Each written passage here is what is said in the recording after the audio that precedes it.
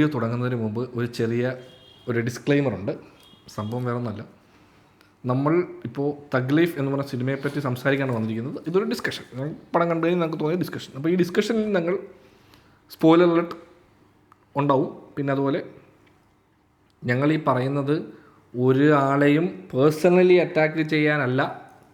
ഈ സിനിമയിലെ ഈ ക്യാരക്ടേഴ്സ് അല്ല ഈ സിനിമയെ പറ്റിയാണ് സംസാരിക്കുന്നത്. അല്ലാതെ ഇതിനപ്പുറത്തേക്ക് ഈ ആളിങ്ങനെ എന്നുള്ളതല്ല. ജസ്റ്റ് ഈ പടം ഇതിനെപ്പറ്റി മാത്രം സംസാരിക്കുന്നത്. അപ്പോൾ അതുകൊണ്ട് പേഴ്സണലായിട്ട് നമ്മളൊരാളെ ഹർട്ട് ചെയ്യുകയാണ് എന്നൊരു തോന്നൽ വേണ്ട. നിങ്ങൾ നേരത്തെ കഴിഞ്ഞ ദിവസത്തെ വീഡിയോയിലും ഞാൻ പറയുന്ന അത്ര നേരം നിങ്ങൾ ഫോൺ നോക്കിക്കൊണ്ടിരിക്കുകയായിരുന്നു. അപ്പോൾ ഇവിടെ ശ്രദ്ധിക്കും അതിനെ ഹെർട്ട് ചെയ്ത്. അപ്പോൾ ഇത് നമ്മൾ കമൽ ഹാസനും മണിരത്നവും 30 വർഷത്തിന് എന്തോ ശേഷം അല്ലേ? മറ്റേ നായകൻ കഴിഞ്ഞിട്ട് 30 അത്രയും വർഷത്തിന് ശേഷം അവർ ഒരുമിക്കുന്നു. അപ്പോൾ ഇത് തന്നെ തഗ് ലൈഫിൻ്റെ അനൗൺസ്മെൻറ്റ് ഫസ്റ്റ് വീഡിയോ വരുമ്പോൾ നമുക്ക് ആക്ച്വലി ആ വീഡിയോ കണ്ടപ്പോൾ കൊള്ളാം. കമൽഹാസനെ നമ്മളതിന് കാണാത്ത ഒരു ഫുൾ ഓൺ ആക്ഷൻ പരിപാടിയുടെ ഒരു സംഭവം കണ്ടപ്പോൾ നമ്മളപ്പോൾ വിചാരിച്ചു എങ്ങനെയായിരിക്കും മണിരത്നം ഒരു ആക്ഷൻ ഹാൻഡിൽ ചെയ്യാൻ പോകുന്നത് എന്നുള്ളൊരു സംശയമുണ്ട്. കാരണം പുള്ളിയുടെ ഫിലിമോഗ്രാഫിയിൽ അത്ര ആക്ഷൻ പടങ്ങളൊന്നും പുള്ളി ചെയ്യാത്തതുകൊണ്ട്. അത് കഴിഞ്ഞ് വന്ന പടത്തിൻ്റെ പല ഇതിലും നമുക്ക് വലിയ എക്സൈറ്റ്മെൻ്റ് ഒന്നുമില്ല. ഓക്കെ, നമുക്കൊരു ഒരു ജഡ്ജ്മെന്റ്. ഇത് കൊള്ളായിരുന്നല്ലോ, തഗ് ലൈഫ് എന്ന് പറഞ്ഞ പേര് അനൗൺസ് ചെയ്തൊരു അതിൻ്റെ കാര്യം ഞാൻ പറഞ്ഞു. അത് കഴിഞ്ഞ് വന്ന കാര്യങ്ങൾ നമുക്ക് ഭയങ്കര എക്സൈറ്റ്മെന്റ് ഒന്നുമില്ല. ഇവരെന്താണ് ചെയ്യാൻ പോണെന്ന്. പടത്തിന്റെ ഫസ്റ്റ് ട്രെയിലർ വന്നു കഴിഞ്ഞപ്പോൾ ആ ട്രെയിലർ ആക്ച്വലി വലിയ അബദ്ധമായിപ്പോൾ. അതിനകത്ത് പടം മുഴുവൻ അതിനകത്തുണ്ട്. ഉണ്ട്. അപ്പോൾ ഈ ട്രെയിലർ കണ്ടു കഴിഞ്ഞപ്പോഴത്തേക്കും നമുക്ക് മനസ്സിലായത് ഇത്രയേ ഉള്ളൂ സിനിമ എന്ന്. ശരിക്കും അത്രയേ ഉള്ളൂ പടം. ഞങ്ങൾ ആക്ച്വലി ട്രെയിലർ റിയാക്ഷനിൽ പറഞ്ഞു ഇത് ജില്ലയുടെ കഥയാണ്. പക്ഷെ മണി സാർ വളരെ ബുദ്ധിമാനാണ്. ജില്ലയുടെ കഥയല്ല ഇത്. ജില്ലയുടെ കഥ ആയിരുന്നു തന്നെ. അതിനകത്ത് നമ്മൾ പറഞ്ഞ വേറൊരു സ്റ്റോറി ലൈനുമായിട്ടൊക്കെ കുറെ ഈ പറയുന്ന പോലെ മകൻ തിരിയൊന്നും എടുത്തോളെ ജില്ലയുടെ കഥ ഞാൻ പറഞ്ഞു. അല്ല, ജില്ലക്കകത്ത് മറ്റേ അവര് തമ്മിലുള്ള ഇത് പോട്ടി കുറച്ച് സ്ട്രോങ് ആയിട്ടുണ്ട്. അതല്ല അതിനകത്ത് കഥ പറഞ്ഞ സംഭവത്തിലേ ഉള്ളൂ. അതായത് മറ്റേ മകൻ. പക്ഷെ അതല്ല, അത് എനിക്ക് തോന്നിയില്ലായിരുന്നു. ജില്ലയുടെ കഥയായിട്ട് എനിക്ക് അത് ഞാൻ പറഞ്ഞ ജില്ലയുടെ എന്ന് പറഞ്ഞ് മറ്റേ ഇന്റർനെറ്റിൽ ഭയങ്കര ഇതുണ്ടായിരുന്നു. നീ ഉദ്ദേശിച്ചത് ഇവരല്ലാതെ വേറെ വില്ലനെ കണ്ടുപിടിക്കുന്ന ആ എലമെന്റ് ട്രെയിലർ കണ്ട് എനിക്ക് തോന്നിയില്ല. എനിക്ക് ഇവര് ഇത്രയും തോന്നിയായിരുന്നു. മറ്റേ ഇവർ നിനക്ക് തോന്നിയ ആ ഫസ്റ്റ് ഹാഫ്, ജില്ലയുടെ ഫസ്റ്റ് ഹാഫിന്റെ പോലത്തെ ഇവർ പിരിയുന്നതും പിന്നെ കമലാസ് ഇതുപോലെ ഫൈറ്റ് ചെയ്തിട്ട് തിരിച്ചു വരുന്നു, പിന്നെ ആ തെറ്റിദ്ധാരണ മാറുന്നു. അവിടം വരെ എനിക്ക് ഫീൽ ചെയ്തായിരുന്നു. പക്ഷെ ഇങ്ങനെ മറ്റേ അലീഫസലല്ലേ പേര്, അലീഫസൽ എലമെന്റ് ട്രെയിലറിൽ നിന്ന് അത്ര സ്ട്രോങ് ആയിട്ട് എനിക്ക് കിട്ടിയില്ലായിരുന്നു. ട്രെയിലറില്ല പുള്ളി കാണിക്കും. അതെ, അപ്പോൾ അതുകൊണ്ട് എനിക്ക് അങ്ങനെ കിട്ടിയത്. നീ പിന്നെ അല്ലാതെ കാസ്റ്റിന്ന് എന്തോ പറഞ്ഞല്ലോ. അപ്പോൾ നമ്മളിതൊക്കെ പറഞ്ഞതുപോലൊക്കെ തന്നെ അതിനപ്പുറത്തേക്ക് പ്രത്യേകിച്ച് ഒന്നും തന്നെ സംഭവിക്കുന്നില്ല സിനിമയിൽ. ആദ്യം മുതൽ പടം തുടങ്ങി ആയതൊരു 10-15 മിനിറ്റത്തെ കുറച്ച് സീക്വൻസ് കാണുമ്പം ഓക്കെ ചിലപ്പോൾ ഇത് നല്ലൊരു സിനിമയായിരിക്കും എന്നൊരു തോന്നൽ നമുക്ക് തുടക്കത്തിൽ കിട്ടുന്നുണ്ടെങ്കിലും കുറച്ച് കഴിയും തോറും ഇങ്ങനെ എന്തോ ഒരു ചെറിയ പ്രശ്നമില്ലേ എന്നിങ്ങനെ തോന്നി അതിന് തന്നെ കുറച്ച് പോസിറ്റീവ് എലമെന്റ്സ് പറഞ്ഞു. അല്ല, ഈ കഥ നമ്മൾ കേട്ട് ശീലിച്ചൊരു സംഭവമില്ലേ, ഈ ഒരു ഗ്യാങ്സ്റ്റർ പടങ്ങളിൽ എടുത്തു വളർത്തുന്ന മകൻ, ആ എലമെൻ്റൊക്കെ ഉണ്ട്. അപ്പം പക്ഷേ പടം കണ്ട് തീർത്തപ്പോൾ എനിക്ക് തോന്നുന്നത് ആ എലമെൻ്റ്, ആ ഒരു സ്റ്റോറി ടെംപ്ലേറ്റില്ലേ, അതിനെ സ്പൂഫ് ചെയ്ത പോലെ ഒരു ഫീൽ ഉണ്ടായിരുന്നു എനിക്ക്.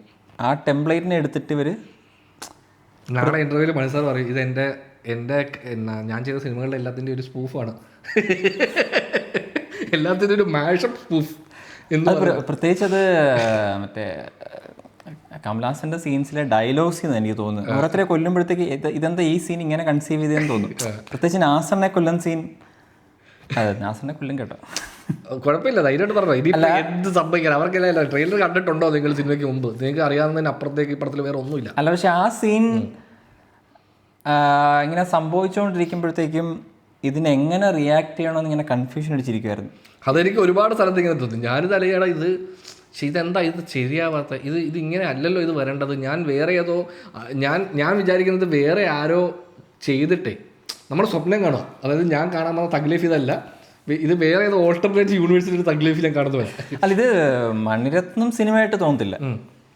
അതായത് പുതിയ നമ്മൾ പറഞ്ഞിരുന്നു, ഇത് നമ്മൾ പറഞ്ഞു ഈ പടത്തിന് മണിരത്നം സിനിമകളുടെ ചായ ഭയങ്കര കുറവായിരിക്കും, പുതിയൊരു പയ്യൻ ഉണ്ടാവാൻ ചാൻസ് ഉണ്ട് എന്ന് തോന്നുന്നു. പുതിയൊരു പയ്യൻ വന്ന് ഈ മോഡലൊരു പടം വലിയ ആളുകൾ അതായത് മണിസാറിനെ ഇൻസ്പയർ ആയി. അതായത് മണിസാറിന്റെ അസിസ്റ്റന്റ് ആയിട്ട് നിന്നൊരു പയ്യൻ വന്നിട്ട് ഞാൻ മണിരത്നം എടുക്കുന്ന പോലെ സിനിമ എടുക്കാനുള്ള ശ്രമം നടത്തുകയാണ് എന്ന് പറയുന്ന പോലത്തെ ഒരു പടം. അതായത് അപ്പം നമുക്ക് പ്രതീക്ഷിക്കും ഇതൊരു മാസ് പടം ആയിരിക്കത്തില്ല, നമ്മൾ ആ ഒരു എക്സ്പെക്ടേഷനിൽ പോകുന്നില്ല, മാസ് എലമെന്റ്സോ അങ്ങനത്തെ ഒന്നും കാണത്തില്ല. പക്ഷേ കുറച്ച് നല്ല ഡ്രാമ ഉണ്ടാവുമെന്ന് ഫീൽ ചെയ്തു. ഈ കഥയുടെ ലൈൻ പറയുമ്പോഴത്തേക്കും ഡ്രാമയ്ക്കുള്ള നല്ല സ്കോപ്പുണ്ട്. കഥ ഇങ്ങനെ നമ്മൾ ചുമ്മാ കഥ പറയുകയാണെങ്കിൽ ഡ്രാമയ്ക്കുള്ള സ്കോപ്പുണ്ട്, പക്ഷെ അത് സ്ക്രീനിൽ വരുന്നില്ലായിരുന്നു. അത് ഒരു പ്രധാന റീസൺ എനിക്ക് തോന്നിയത് ഡയലോഗ്സ് ആണ്. ഭയങ്കര കുറച്ച് കോമഡി ആയിരുന്നു, കുറച്ചധികം. അത് പലയിടത്തും നമുക്ക് തിയേറ്ററിൽ എനിക്ക് തമാശ കഥ എന്റെ തൊട്ടടുത്തിരുന്നുണ്ടല്ലോ, അവന് പൊളിഞ്ഞ്, അവന് തുടക്കം പോലെ പൊളിയാ. അവൻ അതിൻ്റെ ഇടയ്ക്ക് ഫോൺ വരുന്നു, ഫോൺ ഇതാ എടാ ഞാനുണ്ടാ എന്താ പരിപാടി, ഓ പടം കൊള്ളത്തില്ല, പടം മോശം, ഇവൻ തുടക്കത്തില്ല. അത് അരമണിക്കൂർ കഴിച്ച പോലെ പുള്ളി ഫോണിൽ ഭയങ്കര അവനാന്ന് തോന്നുന്നു പുറത്തിറങ്ങിയിട്ട് എടാ ചായ മേടിക്കുന്നവരോട് എടാ ചായ മേടിച്ച ചായയുടെ കാശും പോയി. പുള്ളി പടം കഴിഞ്ഞ് എനിക്കൊന്ന് ലാസ്റ്റ് ഷോട്ട്സ് ഒക്കെ നടക്കുമ്പോൾ പുള്ളി മറ്റേ വാട്സപ്പ് എടുത്തിട്ട് മറ്റേ വോയിസ് മെസ്സേജ് ആളിയാ രാവിലത്തെ തന്നെ പടം കണ്ടു പോരാ, വെറുതെ എന്തിനാ ഞാൻ ഈ രാവിലെ ഇമാരി പടമൊക്കെ കാണാൻ വരുന്നത്, ഇനി മേലാ ഞാൻ വരത്തില്ല എന്നൊക്കെ പറഞ്ഞ് പുള്ളി ഒരുത്തരും വോയിസ് മെസ്സേജ് അയക്കും. അതും നല്ല ഒച്ചത്തിൽ. ഞാനപ്പോൾ ഇടയ്ക്ക് മിണ്ടായി എനിക്ക് ഇത് പടം കാണണം എന്ന് ഞാൻ പറയണമെന്ന് തോന്നി, പക്ഷേ നമുക്ക് ധൈര്യം ഇല്ലാത്തതുകൊണ്ട് പറഞ്ഞില്ല. അവരെന്നെ അടിച്ചാലോ എന്ന് പേടിച്ചിട്ട് അവര് ഓൾറെഡി പൊളിഞ്ഞിരിക്കുകയാണ്. അവർ ഓൾറെഡി പൊളിഞ്ഞിരിക്കുക. അപ്പം മിണ്ടായിരിക്കും പടം കാണാൻ പറയുമ്പോൾ ഈ പടം കാണാനാണല്ലോ മിണ്ടായിരിക്കുന്നത്, നിങ്ങൾക്ക് സംസാരിക്കാം എന്നുള്ള ലൈനിൽ ഇനി എന്തായാലും തിരിച്ച് പറഞ്ഞാലോ എന്ന് പേടിച്ചിട്ട് ഞാൻ മിണ്ടാതെ ഇരുന്നു. മിണ്ടാതിരിക്കുകയായിരുന്നു മൊത്തം. അല്ല കൂട്ടത്തി ഭേദം ഫസ്റ്റ് ഹാഫ് ആയിരുന്നു. സെക്കൻഡ് ഹാഫ് തുടങ്ങിയപ്പോൾ തൊട്ടും സെക്കൻഡ് ഹാഫ് സ്റ്റാർട്ട് ചെയ്ത മുതൽ മണിസാറ് ബ്രേക്ക് എടുത്ത് പോയി, ഗോവയിൽ ടൂർ പോയി, വേറെ ആരുടെ കൊടുത്തു, നിങ്ങൾ ഇഷ്ടമുള്ള പോലെ ചെയ്തോ. കമൽഹാസൻ സാറിനോട് പറഞ്ഞു എന്നാൽ ഒരു പണി ചെയ്യ് കമൽ, അവന് സ്ക്രീൻ പ്ലേ കൊടുക്കണം സെക്കൻഡ് ഹാഫിൻ്റെ, അത് കുഴപ്പമില്ല ഞാൻ പറഞ്ഞു കൊടുക്കാം എന്ന് പറയുന്നതല്ല. എന്ത് ചെയ്യും നമ്മുടെ അടുത്ത സീൻ എന്ന് ചോദിക്കുമ്പോൾ ഈ സീൻ നമുക്ക് എവിടെ ഷൂട്ട് ചെയ്യണം, നമുക്ക് ഇന്ന എവിടെ അവൈലബിൾ ആണ്, ആരൊക്കെ അവൈലബിൾ ആണ്, സാനിയ മൽഹോത്രയുണ്ടോ, ഓഹോ അന്ന് വിളിക്ക് ഡാൻസ് കളിച്ചിട്ട് പോകാന്ന് പറഞ്ഞു. ആക്ച്വലി സാനിയ മൽഹോത്ര ആ പാട്ട സീൻ നമ്മുടെ ജിങ്കിച്ച ആ പാട്ട് ഇറങ്ങിയ സമയത്ത് ഞാൻ വിചാരിച്ചു പുള്ളിക്കാരി ചിലപ്പം STRന്റെ പേരായിട്ടായിരിക്കും പടത്തിൽ. അങ്ങനെയൊക്കെ ഇനി ഒരു പാട്ട് സീനകത്ത് പുള്ളിക്കാരി വെറുതെ റാൻഡമായിട്ട്. പക്ഷേ എനിക്കൊന്ന് അതിനകത്ത് വന്ന് പാട്ട് പാടുന്ന ഒരു കൊച്ചില്ല, ആ കൊച്ചിനല്ലേ ഇടയ്ക്ക് ഒരു ഷോട്ടിൽ കാണിക്കുന്നത്, മറ്റേ ഒരുത്തിനെ ഒന്ന് വിളിക്കത്തില്ല. അത് തന്നെ, അത് സെക്കൻഡ് ഹാഫിൽ ഒരു പ്രതീക്ഷയില്ലാത്തവരൊക്കെ ഒരു ഷോട്ടിലൊക്കെ വന്നിട്ട് പോകുമ്പം എന്തൊക്കെയോ പറ്റിയിട്ടുണ്ട് ഇതിന്റെ. അതായത് എനിക്ക് മനസ്സിലായത് ഇവരെല്ലാവരും കൂടെ ആരൊക്കെ ഉണ്ട് ഫ്രീ, എല്ലാവരും ഫ്രീ ആണോ, അങ്ങനെയാണെങ്കിൽ നമുക്കൊരു പടം എടുക്കാം. രാജ് കമൽ ഫിലിംസ് വിക്രത്തിൻ്റെ വിജയത്തിന് ശേഷം വിക്രം, അമരൻ ഒക്കെ അവർക്ക് ഭയങ്കര വിജയമായിരുന്നു. അപ്പോൾ അതുകൊണ്ട് തന്നെ അവർക്ക് കുറച്ച് ഫണ്ട്, പുള്ളിയുടെ ബാധ്യതകളൊക്കെ മാറിയല്ലോ. ഇനിയിപ്പം മണി നമുക്ക് ഫ്രീ ആയിട്ട് എല്ലാവരും കൂടെ പഴയ പോലത്തെ ഒരു പിക്നിക്, നമ്മളൊരു പിക്നിക്കിന് പോകുന്നു. എവിടെയൊക്കെ പോവാം, ഗോവയിൽ പോകാം, ഡൽഹിയിൽ പോകാം, പിന്നെ എവിടെ പോകുന്നത്, ഷിംല, ഹിമാചൽ, എവിടെയായിരുന്നു, ഹിമാചലിൽ സെറ്റ് ഇട്ടേക്കല്ലേ. അല്ല ഇടയ്ക്ക് പോകുന്നുണ്ടല്ലോ മറ്റേ, അതുണ്ട് ചേട്ടാ സെറ്റ് ഇട്ടിട്ട് ഷൂട്ട് ചെയ്യാം. പക്ഷെ നമുക്കൊരു റൗണ്ട് കറങ്ങാമല്ലോ. അതവര് പോയി കാണത്തില്ല, അത് ഒരു നടന്നു പോകുന്ന സീനൊക്കെ അല്ലേ. അയ്യോ അതൊക്കെ ആ സീക്വൻസ് ഒക്കെ ഭയങ്കര എന്ത് പറ്റിയെന്ന് നമ്മളിങ്ങനെ ആലോചിച്ചിരിക്കും. മണിരത്നത്തിന്റെ സിനിമ അല്ലേടി എന്ന് ചോദിക്കുന്ന പോലെ. അതെ, അതായത് നമുക്ക് ഡിസപ്പോയിൻമെന്റ് ഉള്ളത് ഇതൊന്ന് ഇവര് തമ്മിൽ ഒന്നിക്കുന്നു എന്ന് പറയുന്നത്. മണിസാറ്, കമൽഹാസൻ സിനിമ അരച്ചു കലക്കി കുടിച്ച വ്യക്തികളാണ് ഇവര്. പിന്നെ AR റഹ്മാന്റെ മ്യൂസിക്, അതും എനിക്ക് AR റഹ്മാൻ എനിക്ക് ഒരു പാതിയായപ്പോൾ മനസ്സിലായി ഇതിൽ ഞാൻ പണിതിട്ട് ഒരു കാര്യമില്ല. ഏതായാലും ഞാൻ ഉണ്ടാക്കിക്കൊടുക്കുന്ന 5 പാട്ടും പടത്തിൽ വെക്കാൻ പോകുന്നില്ല, BGMൽ ഞാൻ ഒട്ടും പണിയെടുക്കാൻ പോകുന്നില്ല. എസ്പെഷ്യലി ക്ലൈമാക്സിൽ ഫൈറ്റിലൊക്കെ ഉണ്ടല്ലോ. ഞാൻ ചിന്തിക്കുന്നത് എങ്ങനെയാണ്, എൻ്റെ മനസ്സിൽ ചിന്ത ഈ ബാക്ക്ഗ്രൗണ്ട് സ്കോർ കേട്ടപ്പം ഫൈറ്റ് ആണെന്നുണ്ടെങ്കിൽ AR റഹ്മാൻ ഇങ്ങനെ ഉറങ്ങിക്കൊണ്ടിരിക്കുക, പുള്ളി ഇങ്ങനെ കണ്ണടച്ച് നിന്നിട്ട് ഇങ്ങനെ വിരൽ കൊണ്ടിട്ട് മറ്റേ കീൽ ഇങ്ങനെ തട്ടോ, ഇങ്ങനെ ടെങ് ടെങ് ടെങ് ടെങ് ടെങ് ടെങ് ടെങ് ടെങ് ടെങ് ടെങ് അതുപോലെ തൈറ്റൊക്കെ ബാക്ക്ഗ്രൗണ്ടിൽ കിടക്കും ക്ലൈമാക്സ് ഫൈറ്റ്. എനിക്ക് മറ്റേ ഇത് വലിയ സ്പോയിലറാണ്. അതായത് ഫസ്റ്റ് ഹാഫിന്റെ എൻഡിങ്ങില്ലേ, കമൽഹാസനെ ഇവരെല്ലാം കൂടെ ചേർന്ന് കൊല്ലുന്നു, അപ്പോഴത്തെ BGM അത് ഭയങ്കര നാടകം. അതായത് നമുക്കൊരു ഡ്രാമയ്ക്ക് നമ്മളൊരു സ്റ്റേജിൽ സൗണ്ട് കൊടുക്കത്തില്ലേ,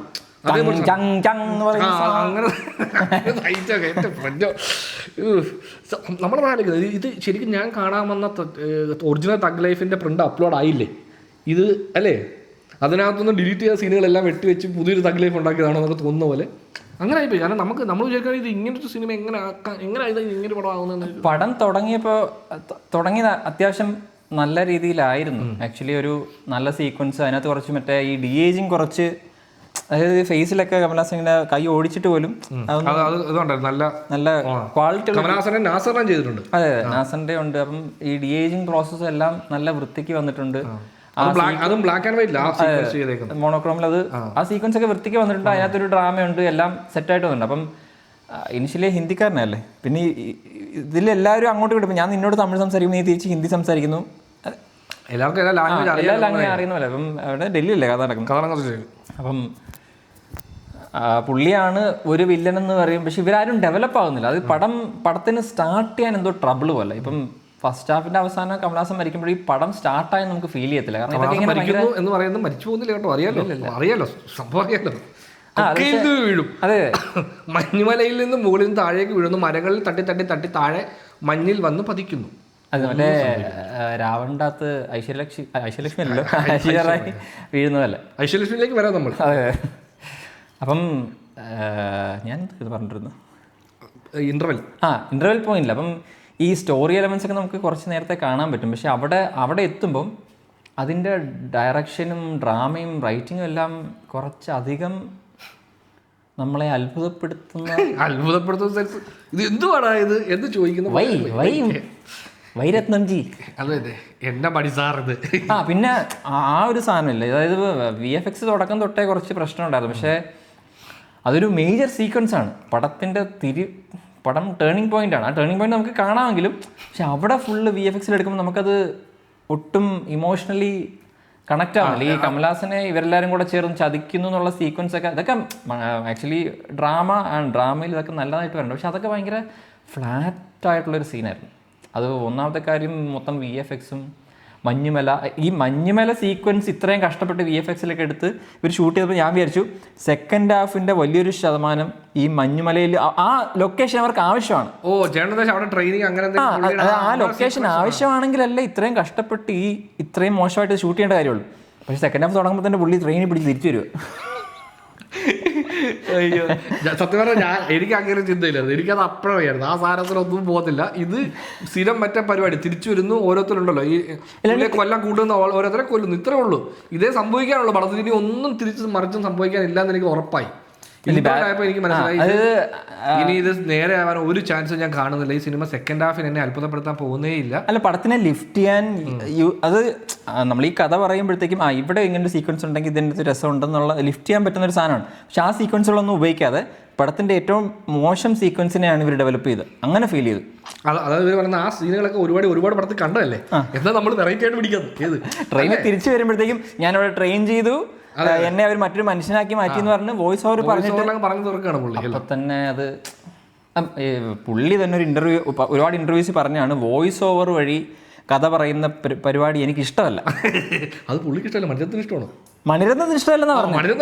പുള്ളിയുടെ ഇന്റർവ്യൂവിൽ പുള്ളി പറഞ്ഞു അപ്പൊ കമലഹാസൻ കമല് പറഞ്ഞു കാണും എന്നെ മടി ഇത് വോയിസ് ഓവറിൽ പറഞ്ഞാൽ എന്താ നമുക്ക് അത്ര നേരം ലാഭിക്കാലോ, ആൾക്കാരെ മടിപ്പിക്കരുത് പെട്ടെന്ന് പറഞ്ഞു 2 ലൈനിൽ പുള്ളി പറഞ്ഞിട്ടുണ്ട് കഥാപാത്രത്തിന്റെ ഇമോഷണൽ വഴി, അതായത് ഡോണ്ട് ടെൽ ഷോ മീ എന്നുള്ള ടെക്നിക്ക് പറയുമ്പോഴത്തേക്കും ഗൗതം മേനോൻ അതന്നെ മടി സാർ അപ്പടി പേസറേ.